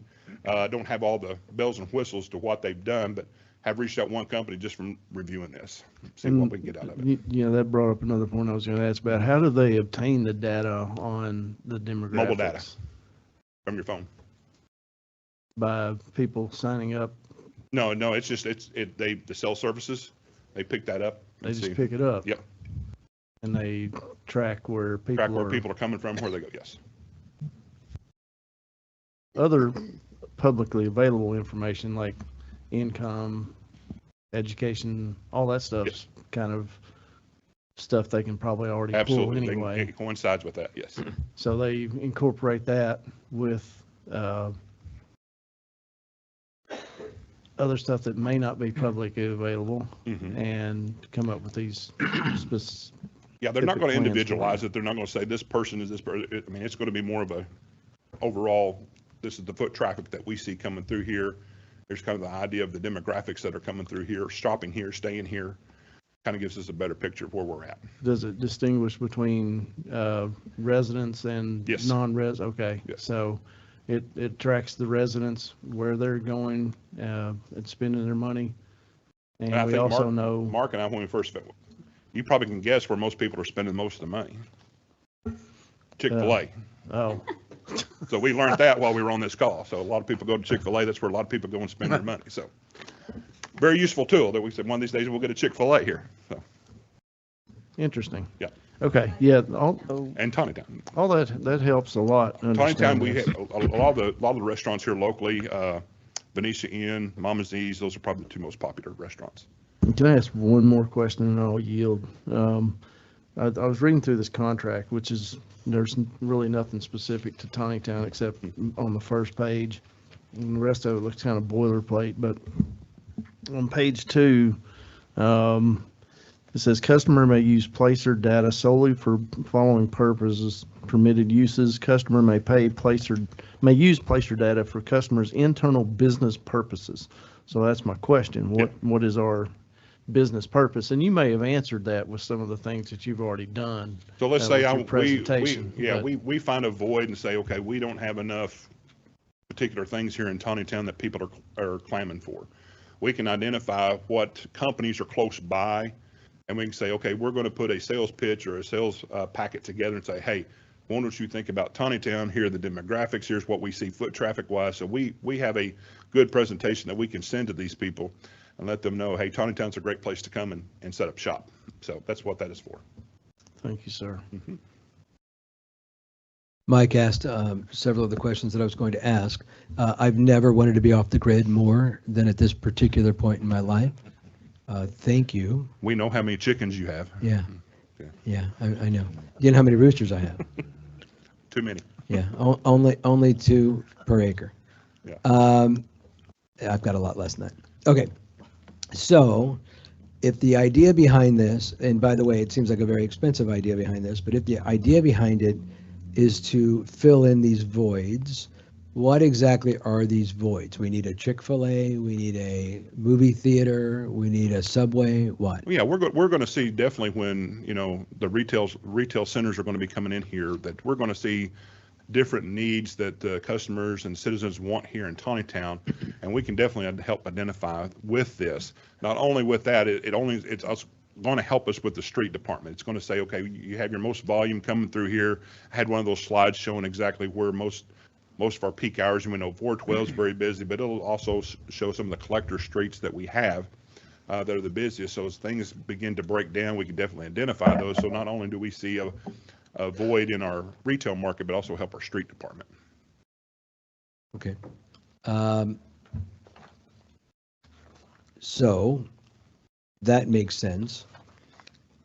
When it comes to figuring out what the people want, Mhm. like if we know the people want a Chick-fil-A, Mhm. well, the people are at the Chick-fil-A in Springdale, right? Right. Not here. Right. So how do we extrapolate that thought process that, oh, all those people that go to Mama Z's, what they really want is Chick-fil-A? As far as it saying that, this is what people want, I mean, I think it's going to show us that there's a void in fast food restaurant, specifically chickens. And if we can say, identify it's going to be Chick-fil-A, whether it be, I can't tell what are the other ones, Chicken, Popeyes. Popeyes or something like that, it may show us, and then Slims. And then the other thing is it'll show us the corporate offices, what they do in business wise. And we can kind of tailor it and say, okay, this would probably be a better fit for us. It may not be the Chick-fil-A, it may be Slims, it may be Popeyes or something like that, but at least it's going to help us identify that, and we can reach out to corporate. But don't those corporations already run this sort of data to know? I'm sure they do, yeah, and a lot of it has to do with households. How many households do we have here in town? Is it going to be worth their return on investment? Okay. Again, I'm not technophobic by a long shot. I'm not AI phobic by a long shot. But can we, and I'm looking at the gentleman in the back of the room here, Captain in Chief, can we get any of this data from you and your gentlemen and women that work for the police force? And I don't mean the tracking data. I mean, like, can we see where people go? Can we see where people come and go? We don't have anything. Standing there watching with a clicker, I guess, but we don't have. You don't use the clicker? Just at Halloween in the park. Okay. Can we get you a clicker? I've got one. That's a great answer. But no, we don't have anything at this level that's going to be able to do anything Okay. comparably at all. And does this benefit you as you're manning our force, et cetera? I mean, hearing, I know talking with Brad and Mark some about this before, Mark was explaining a lot of it. It sounds like a lot of interesting stuff, but the side of, the vehicle traffic patterns and the master street plans, being able to target areas of town where, if there's higher traffic volumes, that side of it, business side isn't really my cup of tea on what I do, but planning on the city streets of knowing where there's heavier congestions of traffic and if there's a business there that's going to be built or whatever is drawing that area, I feel like some of this data would be useful and help the city in planning on their future streets, where it's going to be more important areas to focus on. But you know where the bottlenecks are, where the wooded areas are, right? Mm-hmm. I mean, again, I'm not saying we don't do it, but for, a price tag of, $1,500 a month or whatever it turns out to be, 18 grand a year. I just want to make sure that that's like, we're getting a big bang for the buck. I think it's cool. I just don't know if, if Chick-fil-A is doing the data research, Popeyes is doing the data research, then do we have to pay for it too when they're saying, what we should do is put a Slim Chickens in Tontitown or whatever? I think some of, and again, this is way outside my scope, but some of what was appealing to me when I heard conversations about this is I think what this potentially can do for us is I know a lot of businesses have, like Brad was saying, that there's household levels. There's some that won't build in this city because population is under this amount. Something like this, I think, can show well that people are willing to travel here. The amount of traffic that we see through here, it's not just a residential viewpoint, but the amount of cars that pass through here, if businesses would factor that in. And I don't know how many do, I'm sure they do, but that was kind of, again, something else that appealed and sounded interesting to me. And where does the money come from? I mean, Well, And this- Chief this- Jennison runs away. This was something we allocated for. I wouldn't say the specific thing in budget, but we have allocated for some software for planning, community development. Good. And by the way, the answer is three roosters. Okay, thank you. We could have found that out, but. I know. And I want to let the council know, I'm not here to twist your arms to do this. It's a very advantageous thing for the city, I think. I would not bring it forward towards you if I didn't feel like this was going to be something that would be very useful for us. So again, I'm not twisting your arms to do it. I think it'd be very beneficial. So that's the reason I'm bringing it to you guys. Thank you. I want to be conservative with our funds as well. Thank you. Mr. Spurlock, it looks like in the breakdown, it says months 1 through 6, total price line, and then it has a discretionary discount, and then it says a subscription fee total. So will we be getting it for 6 months for a price of $7,200? Yes, they're going to discount it from July to December. And then months 7 through 18, there's another discount. Right. So in total, we're looking at around 22,000. Yeah. A little over that. Okay. Just one other, if I may. Man, okay.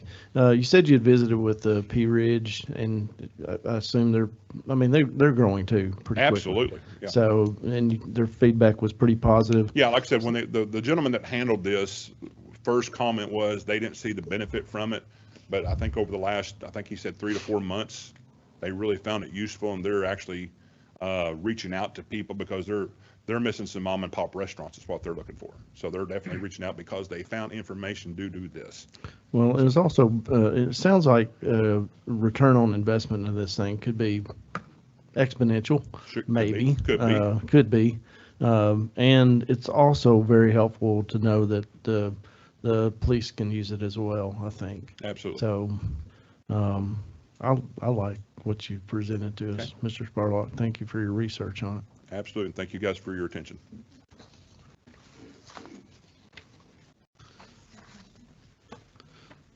But I do want to understand, you're not seeking you're happy with this one or you want to move this forward now, or you want us to wait?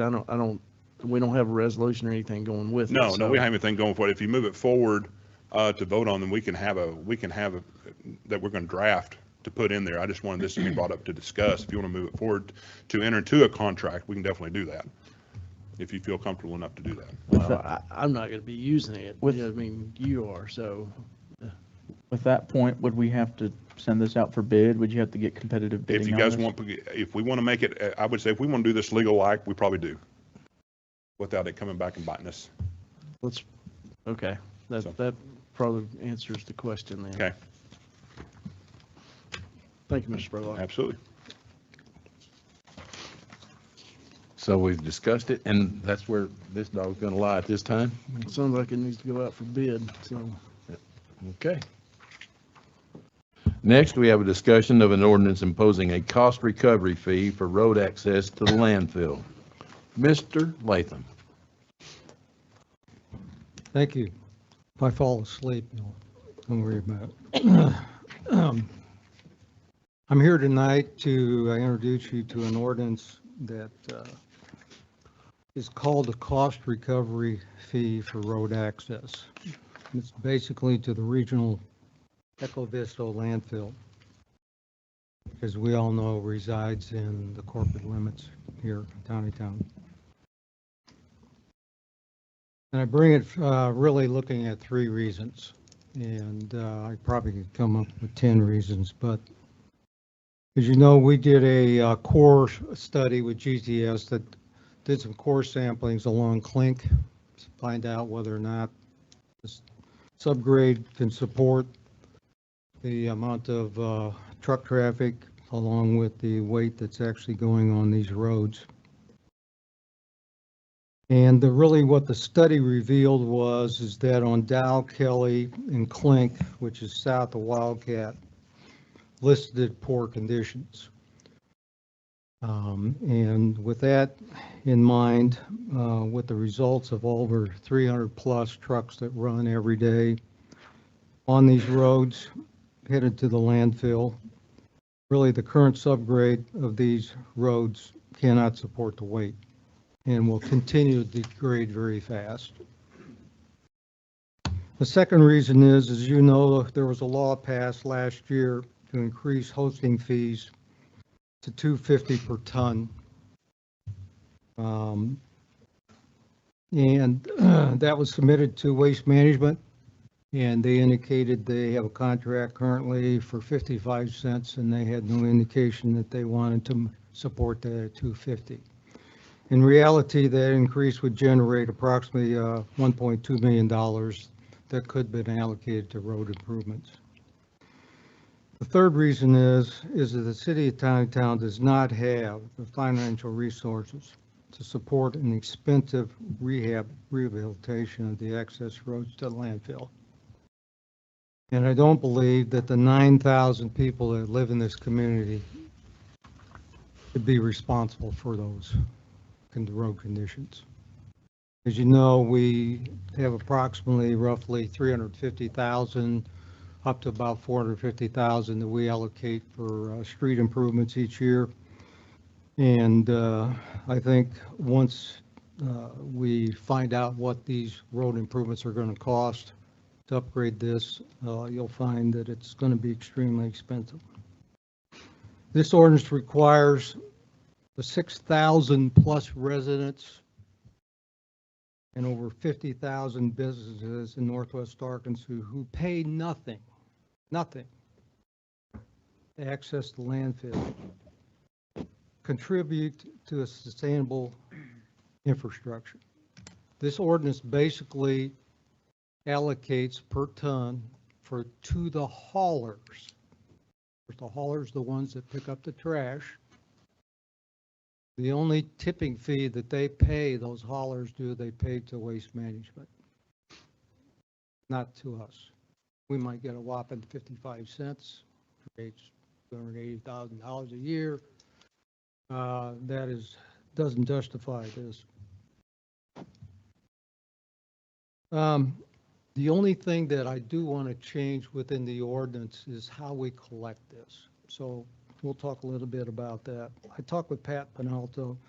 What this ordinance basically looked at is that we would require Waste Management to collect the money and then write us a check each month for the tonnage that they see on each one of the haulers. I do think that what we're going to require Waste Management to do is give us a full-fledged report each month, which each one of the haulers, and there's hundreds of haulers, I don't know if you noticed, but they all come in kind of different names and everything, specifically to haul in here. And so then the city would actually bill each one of those haulers, whatever the tipping fee would be. When the ordinance is approved, there's two steps to this thing. Once is approving the ordinance, and the second step is actually completing a financial assessment, which I'm going to ask Zach's company to do, as stated in the ordinance, and then there will be a resolution that the council actually sets that fee. So what you end up doing is he'll go in and he'll figure out, okay, what is it going to cost to totally rebuild Val? What's the total cost to rebuild Kelly? What's the total cost to rebuild a major portion of Clink? I also am looking at, I was out with Scott the other day, Scott Armani. We were looking at a couple of the road issues down in Reed Valley, and then also on Steel. And those roads are actually, if you don't see it, there are actually trash trucks running those roads, and they also run South Barrington.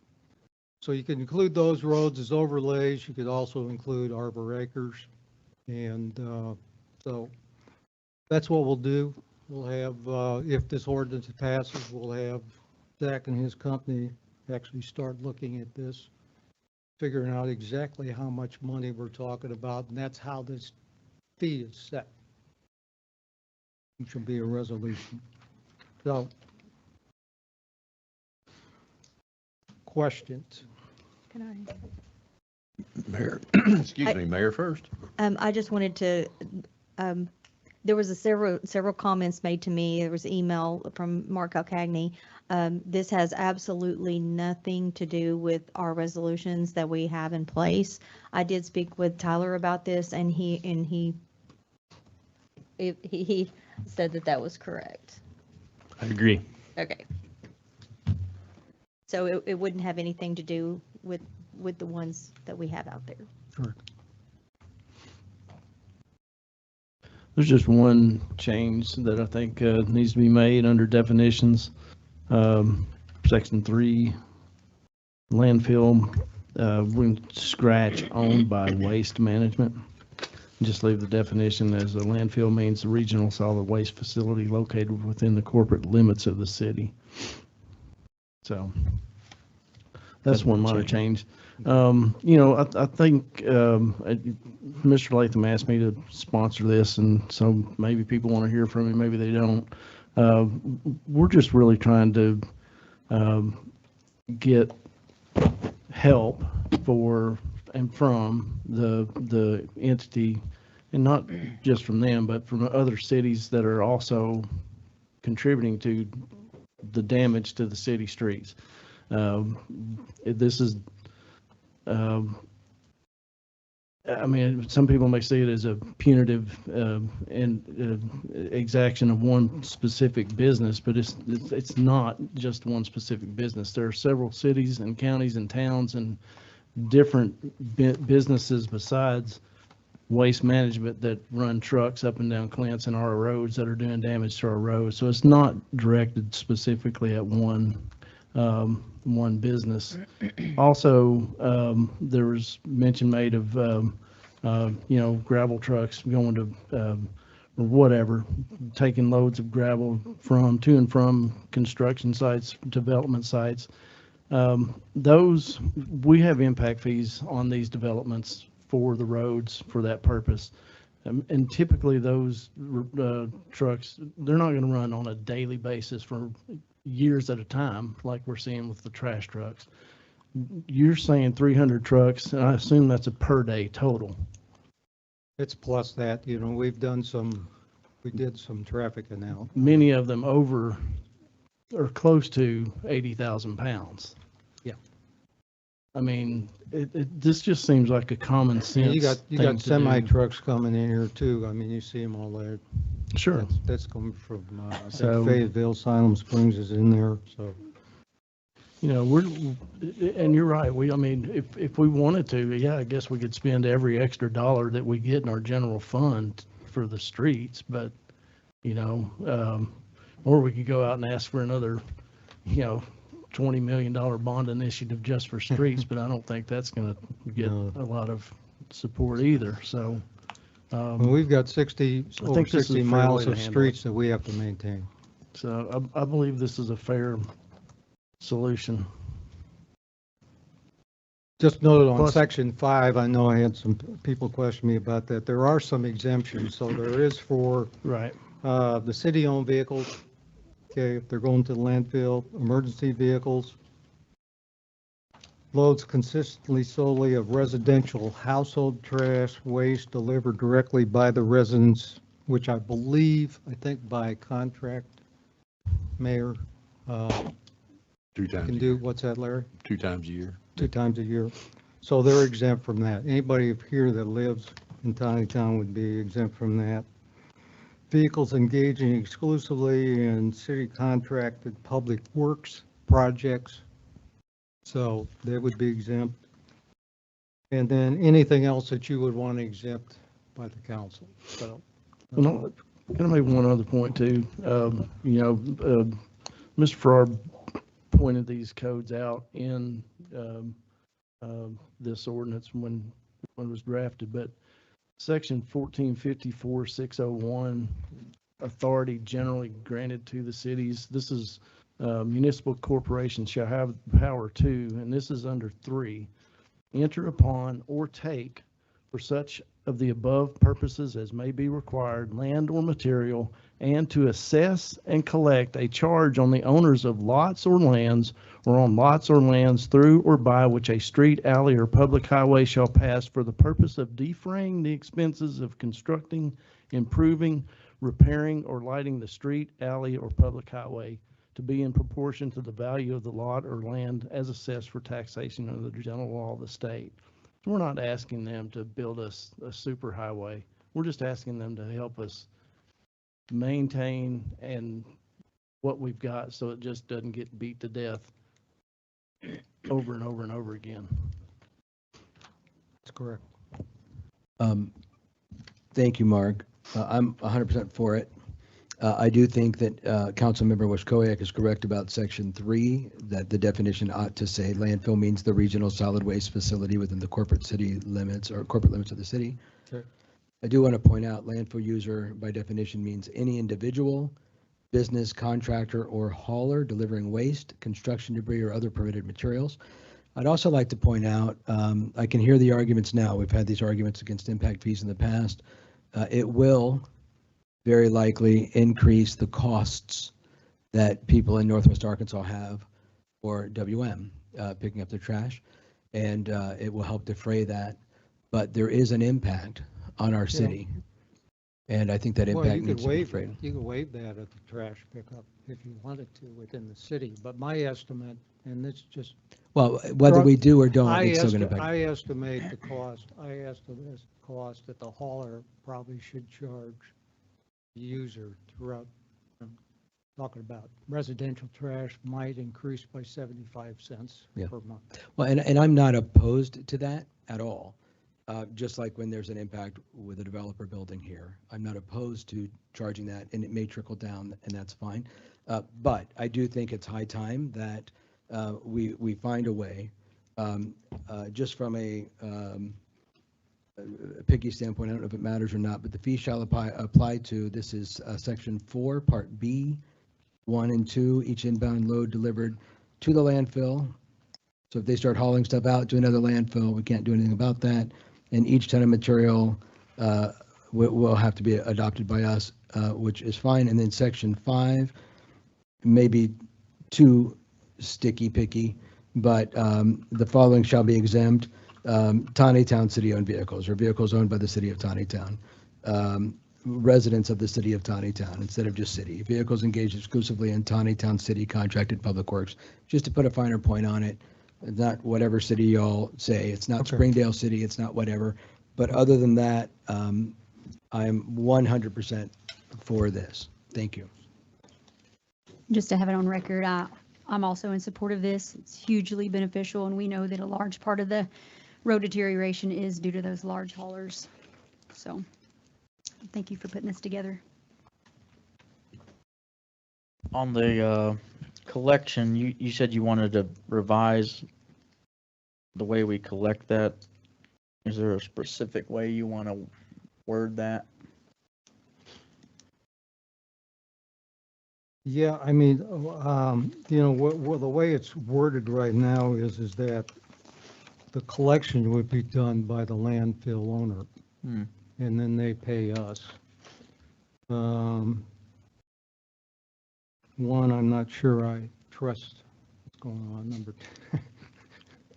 Number two would be is that if we actually had, and that's something we'll have to talk to Waste Management about, but I assume that once a month they send out, they have a master big spreadsheet that shows everybody that's come in and whatever they pay, whatever weight they came in with, this is their tipping fee. We should be able to get that so we can go ahead and bill them individually once a month. Then trying to, they might come back and say, well, if you're going to require us to do this, then we're going to ask for some additional money. So, but Have you gotten that report in the past, or is that just something I haven't seen a report. I mean, I don't know if Pat gets, once they get the tipping fees that come in, I have never seen that report. Mayor? So what Pat gets is he will get the tonnage, and whenever he gets the tonnage, whenever they send us the check, then that comes along. But with it's the a report. full tonnage. It's not separate because you're going to have to bill each one of those haulers. Right, it's for just every one, year. it's But just he only one. gets, hey, we got, 200 tons the last quarter. That's how much you get. Right. Yeah. And we're going to have some method, say a business or one of these haulers decides not to pay us. Are we going to prevent them from? That's why we have Tyler. Yeah, I guess I'm gonna physically go stop them from. Yeah. Okay, and those gentlemen in the We back. got a police, yeah. Okay, that's what I was gonna say, if they, Well, I'm sure through the court system it would be. Right?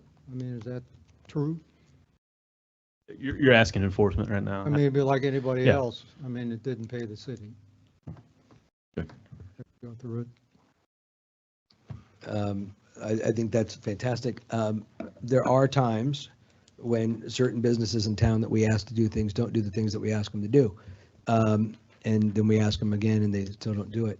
So we may or may not want to put some teeth into the reporting. Or is that something that should wait once we figure out our fees and our cost and? Yeah, once we figure out what I think the cost is going to be. Yeah, I don't think we have to do it now, but. Yeah, I understand. So what would you like us to do with this? Move it forward. And, sure, but And then- how do you want us? Well, we'll change exactly what you guys ask us, and we'll have a clean copy at the council meeting. Okay. I'd like to get moving on this, so, because by the time we get the ordinance passed, and then I have no idea, I haven't really talked to Zach how long it would take him to do the assessments, but they're pretty quick.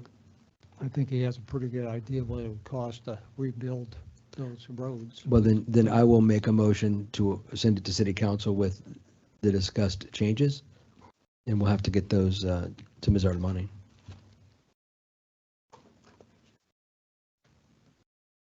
Thank you so much, Mr. Latham. I guess on the alternative, if they come up tomorrow and say, we'll pay you the $250 tipping fees, this goes away, right? I kind of I like wouldn't this one think better. so. I will tell, I'm going to tell you right now, I think that tipping fee, and I may be wrong, I'm but I think just that asking. tipping fee is going to be somewhere about $4 Okay. a ton. It just depends how fast you want to actually get this done, because, you know, and you set this up in a separate account, so it's basically, you know, it's only could be used for that. But my gut is that it's going to be around $4 a ton. But it doesn't really, I mean, what impact does it have with waste management? I mean, Sure, I understand. right? Yeah.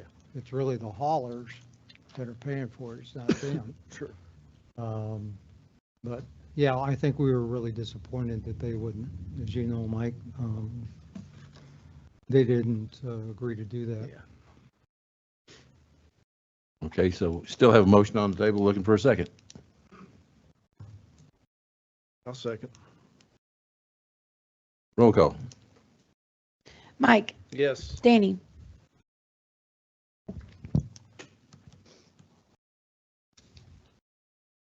No. Amber, Yes. Tim, Absolutely, yes. Larry, Yes.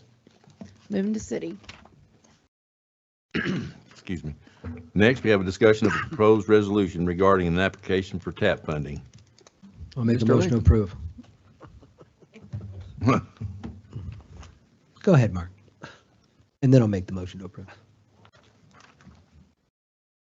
Oh, you want me to go? I thought you said made a motion. I so did. could- If you want to talk, though, I don't want to cut you off. Well, it's pretty simple. I mean, we would like to apply for, this is actually not through Northwest Arkansas Regional Planning. It's through the state TAP. That's coming up at the end of the month. Zach has designed a pretty cool, I think I sent that copy of it to you, where we're actually looking at doing some parking along Zupo and tying this into a trail, and then it goes around. It's got a boardwalk, which is going to help fix the drainage issues that we've got coming through the park, create a little boardwalk with a wetland area, and to kind of dress up that whole area. So we'd like to apply for that. It's roughly about $380,000. The majority of that actually is in that boardwalk, but so we would have approximately $70,000 if we got the grant that the city would be required for. Any other questions? Questions? Second Tim's motion. Roll call. Mike, Yes. Tim, Yes. Larry, Yes. Amber, Yes. Daniel. Yes. Next, we have a discussion of a change order for the APAC contract. Mike or Mr. Latham? Well, I mean, I shocked Mike, I think, when he asked him to do that. But anyway, what I'm bringing to is a change order from APAC contract. This contract was actually approved in 2025. The majority of the contract is actually completed, except for there was some areas that required crack sealant and fog seal, if you remember those things. Anyway, when we had the guys come in, take a look at the crack sealing and all that kind of stuff, they determined that in the areas of Dow, Kelly, the same ones we were talking about, and part of Clink, that the treatment would not do any good to it. And so I asked him to kind of put together what we might be able to do to actually fix it. So at least be more of a, not a temporary thing, but at least take care of the road. So what they're going to do is completely remove the subgrade that's damaged right now, and then they'll mill it and overlay in these areas. I think you see the map identified. The cost was actually, change order was $142,812. So I did reach out to Waste Management, since they're the corporate, the problem here, and they did owe us some money. I will tell you, according to the MOU, they owed us $100,000 at the end of 2024, and then they pledged $45,000 to the traffic light. So I think I included in there that there was a copy of the check that they sent us, which was a total of $146,790. So what we do is we basically, this change order is really replicable of the money that we received from Waste Management, of which I think it's a pretty good deal. At least it'll do what we want to do. So any questions on that? It very much seems to be necessary, but how is it that when APAC first bid on the job, they didn't notice that difference? Because that's a 36% increase It in broke pricing. down pretty quick. I mean, you know, initially, this contract was done maybe, I think approved maybe in November or something.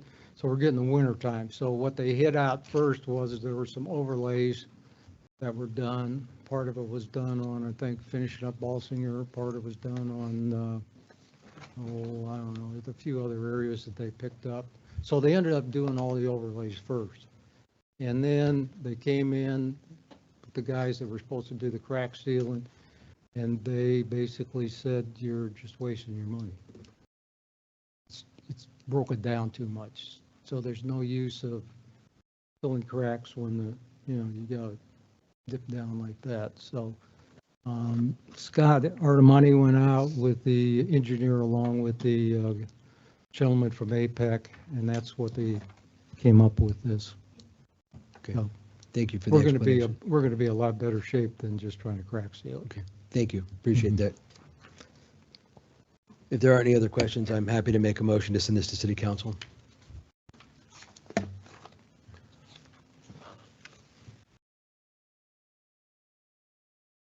Second. Roll call. Larry, Yes. Daniel, Yes. Tim, Yes. Amber, Yes. Mike. Yes. Next, we have a discussion of a proposed resolution authorizing park funding in the amount of $30,000. Okay, well, I'm going to introduce, we've got a couple of our park members here. Jennifer, by the way, you've got a very active Parks Board, and they're very dedicated, and they're doing a fantastic job. And so I'm going to introduce, Jennifer's going to tell you exactly what they would like to do with that money.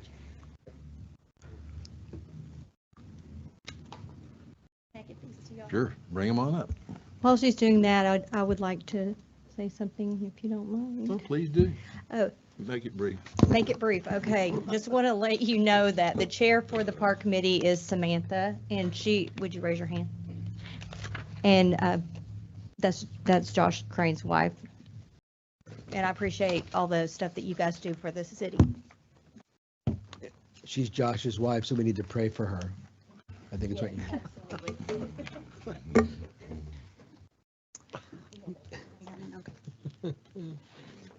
You don't get one. I'll share with you. I'm going to try to not keep y'all too long. I'm Jennifer Stewart. I work for K&K Vet Supply here in Tontitown. We have been here since 2002, so I've watched this little community grow exponentially in the last 24 years. And we're proud to be a business in Tontitown. I commend all of you and even previous boards for the way that you handle and accommodate growth. It is noticed by those of us that don't necessarily live here, but are here every day.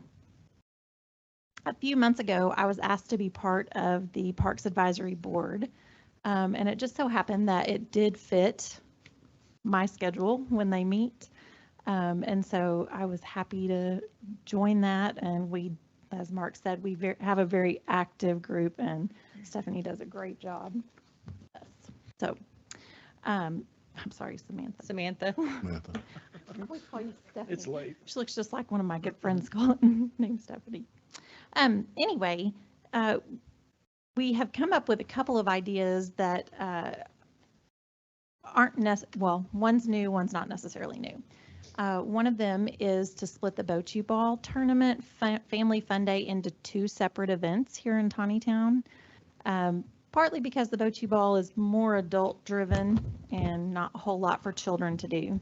And as you can see on the pictures that were created, the very front one is kind of an example of what we would like to see our family fun day look like with the gazebo here in Tontitown.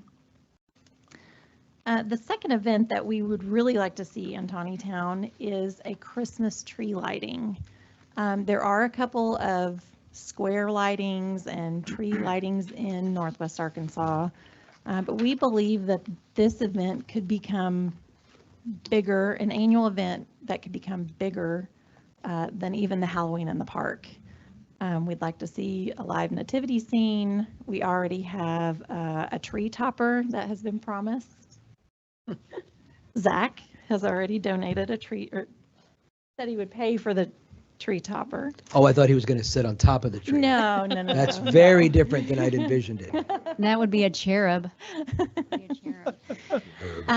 We already have started the works of getting some businesses to participate. We have a coffee company that's willing to come and donate all the coffee and hot chocolate for that night. We're going to be in the process of talking to the local schools to see if we can come up with a choir that would participate for that event, as well as the local churches to see if we can come up with people that would do the live nativity. So there's some exciting things that we would love to do. In these discussions, we found out that there is $0 in the Parks and Rec budget, overlooked or whatever that may be. And while our board is happy to still continue to work to get donations, we are asking the board to amend the budget and move $30,000 into the Parks and Rec for the events that we would like to have this year. A lot of those items would be long-term items, so they wouldn't necessarily be a duplicate expense for future years. But there is a proposed budget in your packets. So, I would like to speak if it's. Please do. Okay. In the past, we have literally had to go out and pretty much beg people for donations. And I know we've started here in council. I feel like that it's very, very important that we do give something back to our community. And I hope that each of you will think about that whenever you're voting. This is something that is for our citizens. It's something that we should do for them, in my opinion. And I really appreciate everything that you guys have done so far and will continue to do. Yeah, I'm also on that board, and we are just fired up about these activities. Family Fun Day, you know, hoping to have free hot dogs, and we have a ton of ideas and zero money to making them happen. But these we're hoping to be annual events that we just add on to what the city's already doing, and we understand that they'll grow. And as she mentioned on this proposed budget, the items highlighted in yellow are more or less investments. Many of these things, like the Christmas tree, the lighting, it's all commercial grade, meant to last for years. So anyway, so it is definitely an investment as these grow year after year is sort of the idea. We have a really great board, and I'm just excited to be a part of it. I love it. I think it's fantastic. And I love that we're doing something that celebrates the birth of our Savior, which is fantastic. Me too. I have one gripe, or let me not call it a gripe. Let me call it a suggestion. Instead of just having one night when we light the tree, could we do it on multiple weekends, at least 2 or 3 times? If we have the funds. If we have the funds, good. I'd love to know how much more you would need for that. I did have a question that Councilmember Ibarra has already answered, that anything in yellow is something we're buying. We're buying a bubble machine. We're buying decorations. We're buying character costumes, et cetera. Correct. Okay. What character costumes are we buying? A reindeer for Larry, a Grinch for Mike. I'm not certain. We've kind of pitched a few different things out there, but And then things like face painting and those sorts of things. I mean, there are some things that we could probably get volunteers to do that absolutely wouldn't necessarily require that. And then down in the Halloween in the Park budget and the bocce ball tournaments, quick questions. The bocce ball tournament, hasn't that historically required entry fees? Yes, but they won't cover the prizes. yes, Yeah, they give away cash prizes and trophies, and I think bocce ball sets. Okay. So $1,000 worth of that we don't cover. Okay. All right. I know there are some bocce devotees here. I'm not going to get into an argument with them because they'll throw a bocce ball at my head. And then Halloween in the Park, it says $600 for prizes. That's what, like $300 for first and yeah, 300, 200, 300, 100. Ooh, wow. Okay. It seems like a lot of money. And then $21.50 for incidentals. That really doesn't go with Halloween in Seems the like a lot of park. incidentals. I don't- Okay. It's more, it should have been It separate. should have been separated out. Okay. That's over the course of time then? Correct. Okay. And then the $21.50, Maybe that's for Christmas night. are the incidentals not to Halloween in the Park, but the cash prizes are? So incidentals is an altogether different thing. It's just the leftover, things that we aren't Okay. quite planning It's for. a little bit of a slush fund. Mhm. Okay. But the 600, that is hard and fast for the Halloween in the Park. And that's pretty much, yeah, it runs itself and pays for, there's nothing that we have to contribute there other than that. And our Parks Board is definitely looking for us to not necessarily spend this amount of money and maybe carry over, because we do want to seek donations. Yeah, I totally Not understand. opposed to that, but to come up with some of these amounts of funds for the long-term commercial things. Yeah. We felt like it was necessary. I'm not crazy about the Halloween in the Park thing, and I don't participate in that, but I'll tell you what, I can get on board if on this day you have a bike parade around the path. Can Hey, we it's do that? on, it's in the picture. plan. I'm in. Yeah. Thank you. I thought that might be what it was. I just wanted to Actually, make sure. it is, that's part of the, yeah. Awesome. kids Thank you. bike Thank you. parade. Thank you. Thank you. Thank you, Samantha. So I've got a couple things. Sure. One of them doesn't really pertain to y'all, but I wanted to allude y'all to, at least in my records here on my computer, back in November 18th of 2005, we had a city council meeting, and the 2026 budget was put in there, and there's a part where it says Parks Department, and we have a budget of $55,500 for the Parks Department. Whether that's for any of these events, we do have a budget. It's 55 grand. So we would probably need to put that in the event schedule or the event expense. That's account number 5095. And right now I think we've got allocated, we proposed $1,000 there. So you're looking to amend that to 31,000. What year was that was in the budget? You said 2005, you meant 2025, I believe, Oh, yes. yes, yeah. Okay. Thank you. November, November 18th, 2005, 2025. Long time Or ago. 2026, sorry. So I think we do have a parks budget. One of the first things on there, this would kind of pertain to you, the 20-foot tower tree, is the $12,000, is that the one with the ordinance or without ordinance? That is without ornaments. Without. But it is lighted. Yes. And then another thing I thought, I'm looking at these events, and one I kind of thought, and I was looking at even this past Easter, maybe we ought to throw something in there where we do some kind of Easter egg hunt here. We did talk about that. I We think- just didn't get that soon I enough. kind of, I just make that recommendation to y'all. Okay. I mean, it sounds like some of us want this Christmas, extravaganza with this beautiful illustration here. We're wanting this to be bigger than Halloween, and I can get behind that. I think I've heard from one of my fellow councilmen, they could also get behind that. I think we could also get behind making Easter an even bigger thing than Halloween. I don't disagree. I mean, we could have a great time out there. We could get some eggs and fill them up with treats and have a good time out there with maybe a luncheon or something.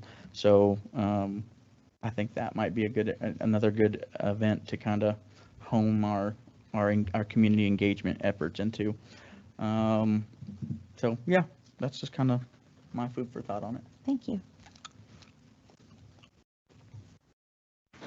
We have a lot of ideas, but we thought this year add 2 big events, and then it will just continue to grow, and we'll be able to add more each year. But the Easter idea is a great idea. It's one that we also want to do too. So thanks for bringing that But up. we missed it in 2026. We missed it. We did. Missed Maybe it. we can do it next year. Great ideas.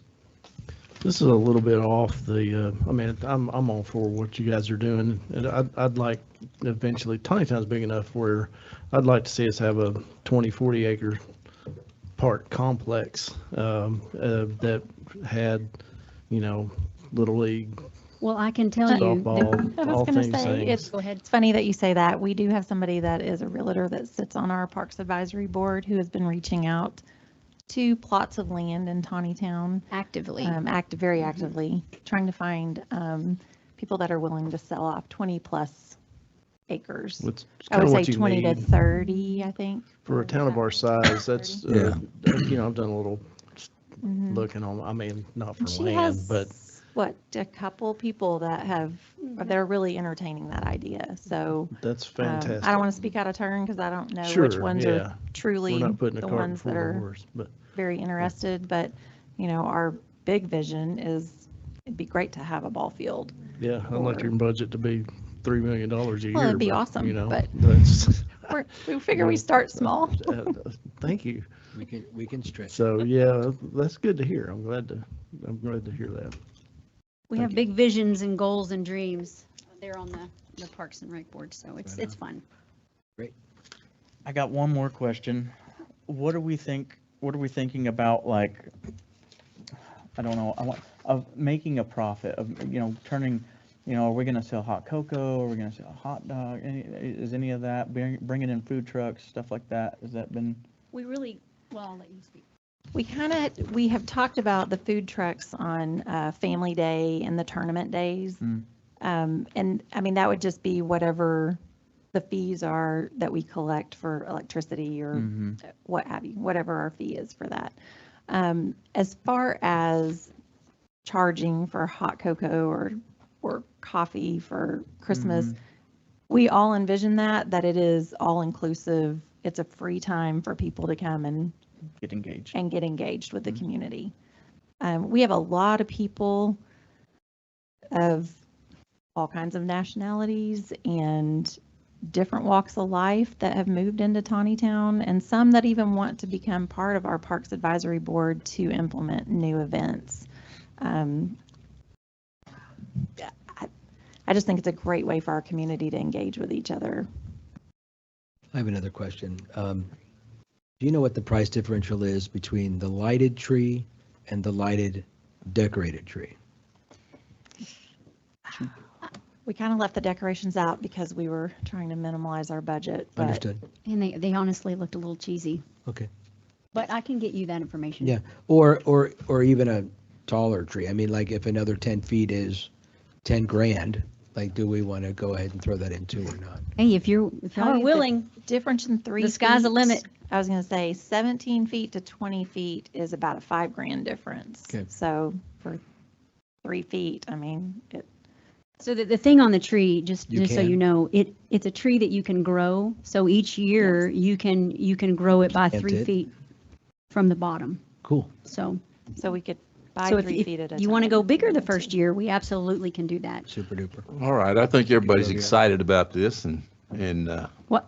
Do y'all want to go more than 30? Well, we would have to see the numbers on that, but maybe we start with this and then we grow by a few feet every year.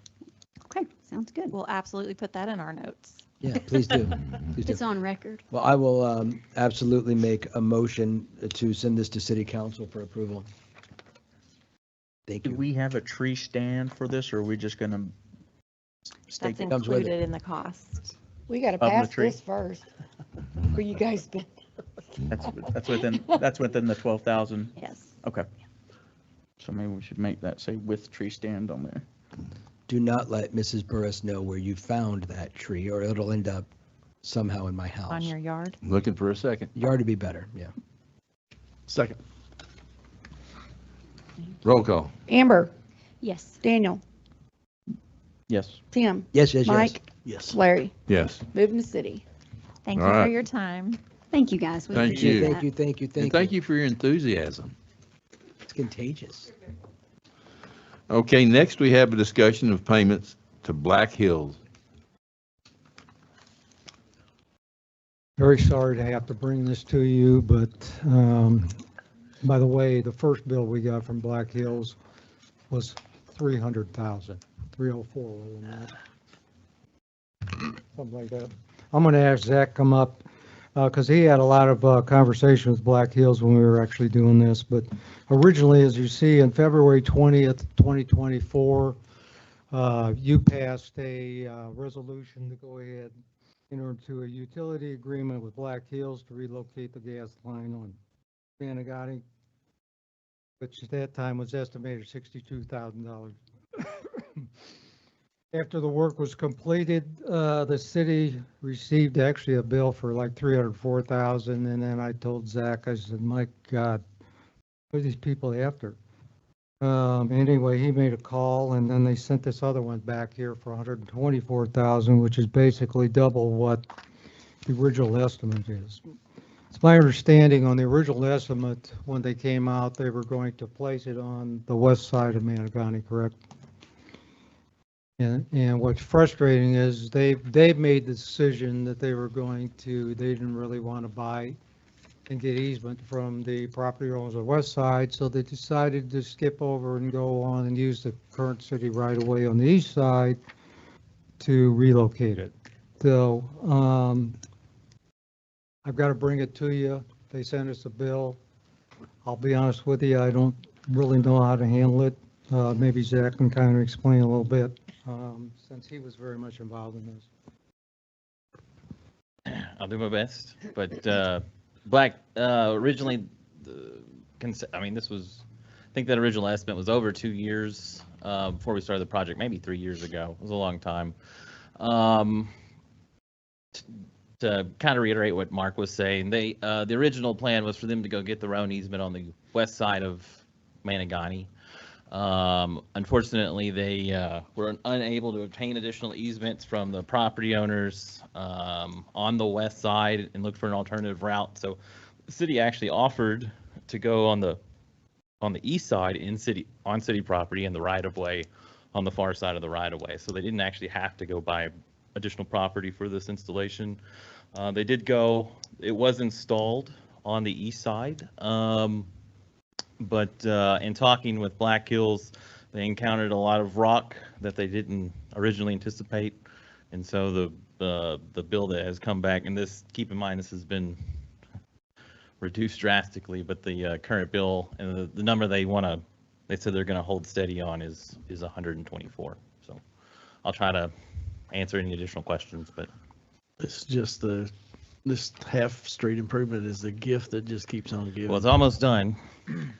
But yeah, So, I mean, it's been a fiasco from the get-go, hasn't it? right. But there's light at the end of the tunnel. So. I suspect legally, Mr. Farrar, you can maybe help me with this, that if we contract somebody to do some work and then they start making decisions that spend our money without our authorization, that we are less on the hook than we might have been if we approved it. Mhm. Is that a fair statement, Mr. Farrar? I can live with that statement, yeah. Okay, then I say no. I'm not paying them their money. That's my vote. Okay.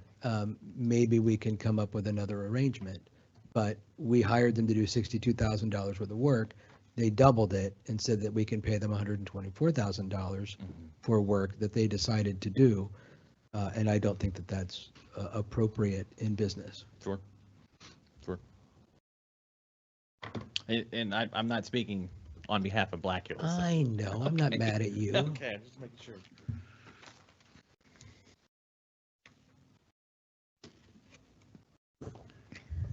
I would like to ask Attorney Farrar, what is the repercussions? Well, I'm seeing this contract for the first time, so I'm reading quickly, but it does say Section 4, after it's completed the work, Black Hills will bill developer for the actual cost of the work. And I understand that, but there was a piece here where they made a decision without input from the city. And frankly, if I hire somebody to do landscaping or whatever, and they say, oh yeah, it's gonna be $1,000 plus, we'll bill you at the end for whatever the completion is, and they come back and say, oh, that's $50,000. Oh, hang on, what? Well, we thought you would like these Chinese elms and cherry blossoms. Well, yeah, that'd be great, but let's talk about the pricing. What's reasonable? We can table it, right? Make a motion to table till the next cow meeting. Hold on, before we, It's out there, Mike. You don't have to vote on it. Go ahead. Zach, is this fair? I mean, that's what it boils down to. I mean, it is the price that they're billing us for justified? Here's my take. Originally, again, at 62, they were supposed to go on the west side in their own easement, which would have included a land acquisition cost that, they got to use our right of way. So to me, it seems high. I mean, I'm not going to sugarcoat it. It seems high. I did have a brief conversation with the Black Hills representative on it, especially when it was at 305,000. How did they justify that?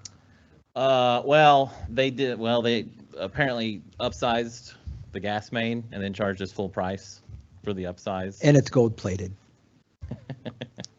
It does have a yellow streak down it. See?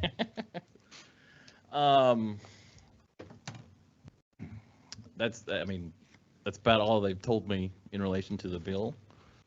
To me, it seems high. It was very high to begin with, but to quote them, this was the number they're going to hold fast to. So, Well, with I don't know what condition it was in when they started, but with the easements already there, the rock theoretically would have already been taken care of if there's already utilities in that easement, right?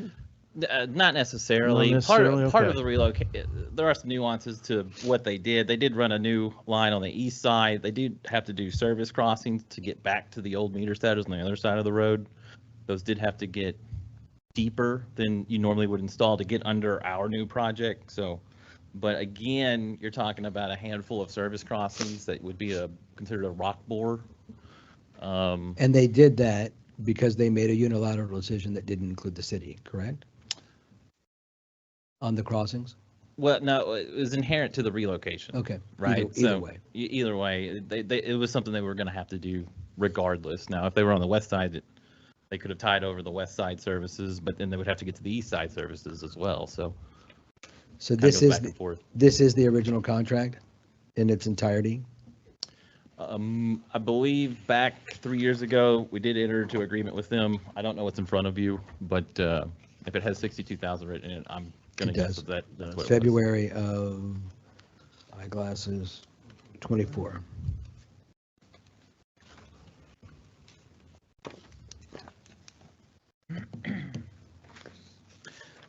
If you want, we could table it, and I could ask for additional information associated with the fees. If that might help, I'd probably. It probably would. That I mean, probably I don't want would. to get into a habit of not paying our bills. Of course not. Right. But I'm cool paying our bills when we make those decisions. Right.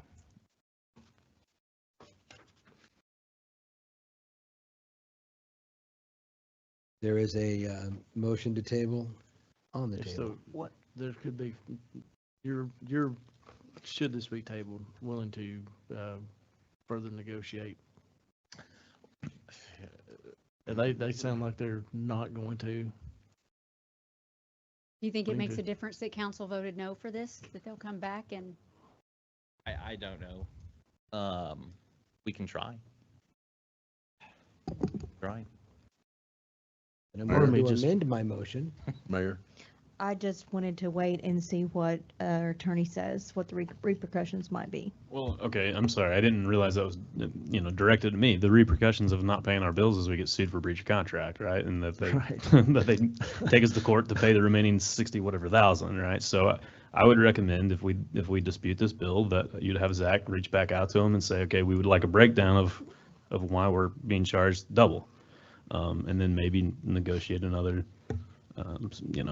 contract price or whatever. I mean, this is vague. It says the estimated cost is 62,000, but then like a lot of these agreements, right, they're supposed to send us, I suppose, more estimates and change orders and whatnot. I don't know whether all that went down, so it's really hard for me to advise on this right now. It's just, it's a vague contract, and if you don't pay your bills, we could get sued.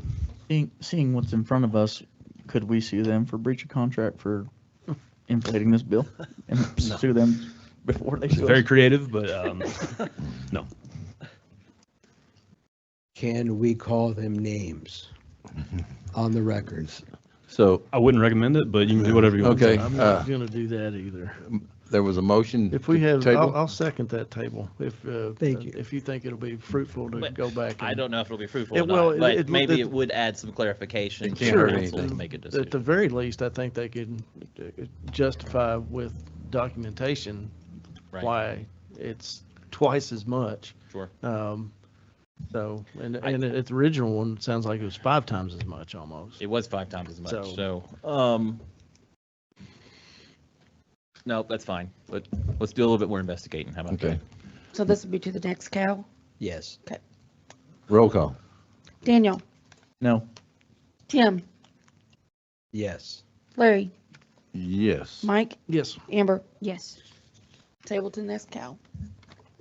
Okay, next we have a discussion of a task order with Carstetter Johnson Engineering to design water line improvements on Wildcat Creek Boulevard and Harmon Road. Mr. Clark. Yes, sir. We can make this very quick, I think. I'm glad you made an appearance. It's been James. working. Thanks for I've coming. been Yeah, you're able doing- to you're hear doing all well. night. You're doing well. So I had Madeline put up a map for you so I can kind of explain where we're going with some water improvements. As you know, we just recently completed the 8-inch water line on Wildcat Road. That connection now, or that 8-inch line, goes all the way out Wildcat, back up Mustine, and connects to our 18-inch transmission line. So now we have this little gap between Wildcat and Penalto, or actually Harmon and Penalto, along Wildcat Road. Still has the old 3-inch line in it that was installed late 70s. And now that we've replaced Wildcat, we're not having leaks out there anymore. The leaks have moved over to Harmon. So anyway, the ultimate goal is to get that 8-inch all the way to Penalto. That's a little bigger project than we can afford right now. I'm hoping to do this with impact fees.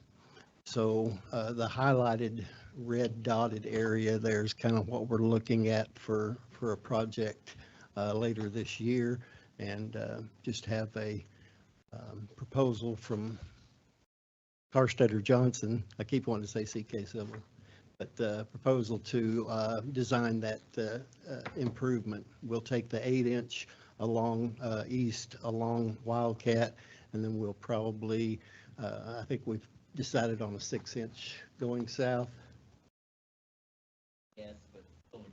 Yes. Why 6, not 8?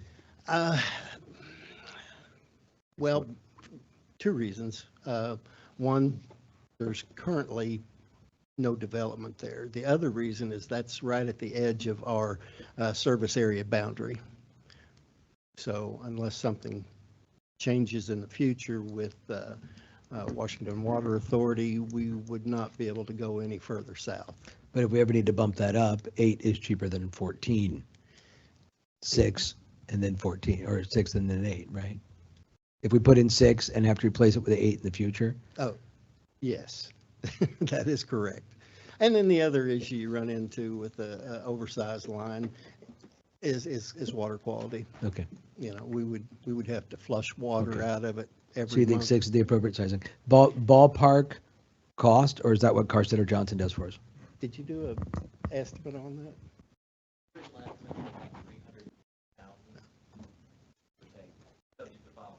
And that's how far? That's how many miles of pipe?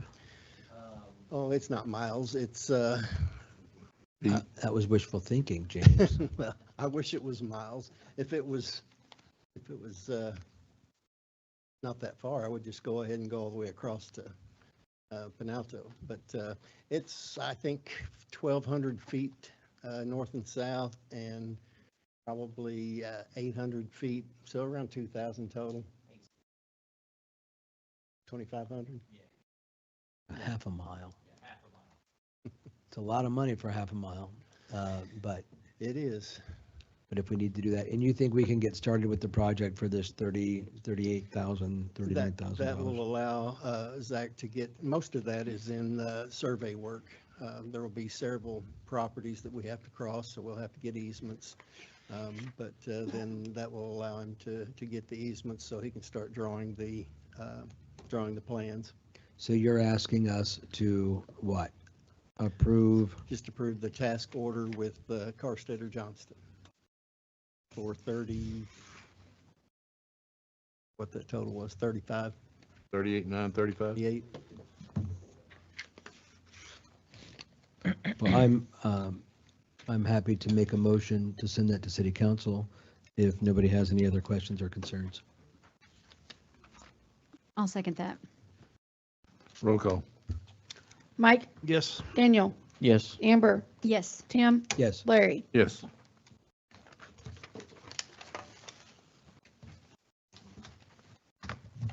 Next, pardon me. We have comments from our esteemed council members. Mr. Wiskozyak. Obviously, I'll keep it short. After listening to the first presentation from Captain Bowen, kind of puts your own life and what you do on a day-to-day basis in pretty good perspective. We don't hear those stories often enough from the good things that you guys do. It's sad that that's the way society is, that you don't get the due respect that you deserve, you and your guys deserve for what you've done. I mean, I can't imagine going to, we hear so many times how these domestic violence calls end in tragedy. And this one didn't, thank God. And, you know, just keep doing what you guys do. We appreciate it more than you ever know. Thank you. Mr. Burris. Yeah, it's a sobering start, and yet at the same time, I couldn't be more proud of what you guys do and the men that you lead. And the apple never falls too far from the tree, and it's from the chief on down. So thank you, gentlemen. Appreciate that. And the gentlemen that were honored as well. And the others. We know that there are so many stories that we don't get to hear, but we sure do appreciate that. Jennifer and Samantha, thank you so much. Thank you so much. I'm really excited about the Christmas stuff and the Family Fun Day. It's really cool. So thanks for your hard work on that. Thank you. And as usual, I appreciate everybody showing up. And as usual, again, I appreciate our fire department, police department, staff. What a great bunch of people. And I appreciate everything. Again, thank you for your enthusiasm, Parks. And I'll say that's it for me. Amber. I share the same sentiments. I have the utmost respect and appreciation for our police department, fire department. Thank you guys for all that you do. I know you, as it was mentioned, you put your life on the line all too often. So anyway, we greatly appreciate you. And I also want to thank Samantha and Jen for being here tonight and for presenting our Park and Rec Board dreams. And thank you, council, for voting on that. That's exciting. Daniel. Yeah, I just want to thank everybody for coming out tonight. I'll keep this nice and short. Chief, Captain Bowen, thanks for all you do. Thanks to all your men and all the hard work they put in there. I see you back there, Chief Krug. Thank y'all to you as well. I've seen some interesting stuff on Facebook posted about one of your firefighters, and I was glad to see that online. And congratulations to him as well on his achievements he's made. Zach, Mr. Latham, Mr. Spurlock, thank y'all for all y'all do, and everybody have a good night. Madam Mayor. I want to sincerely thank everybody, every business, everybody that does come and donate to our events. I know K&K does almost every time we have something. You guys do, and Samantha, the Cranes do. I know Zach, you have every single time pitched in money, as well as Danny and several of the other businesses here in Tontitown. And I really, really appreciate that. I think it's extremely important that we do something, for our citizens. And I just wanted to give you all a special thanks.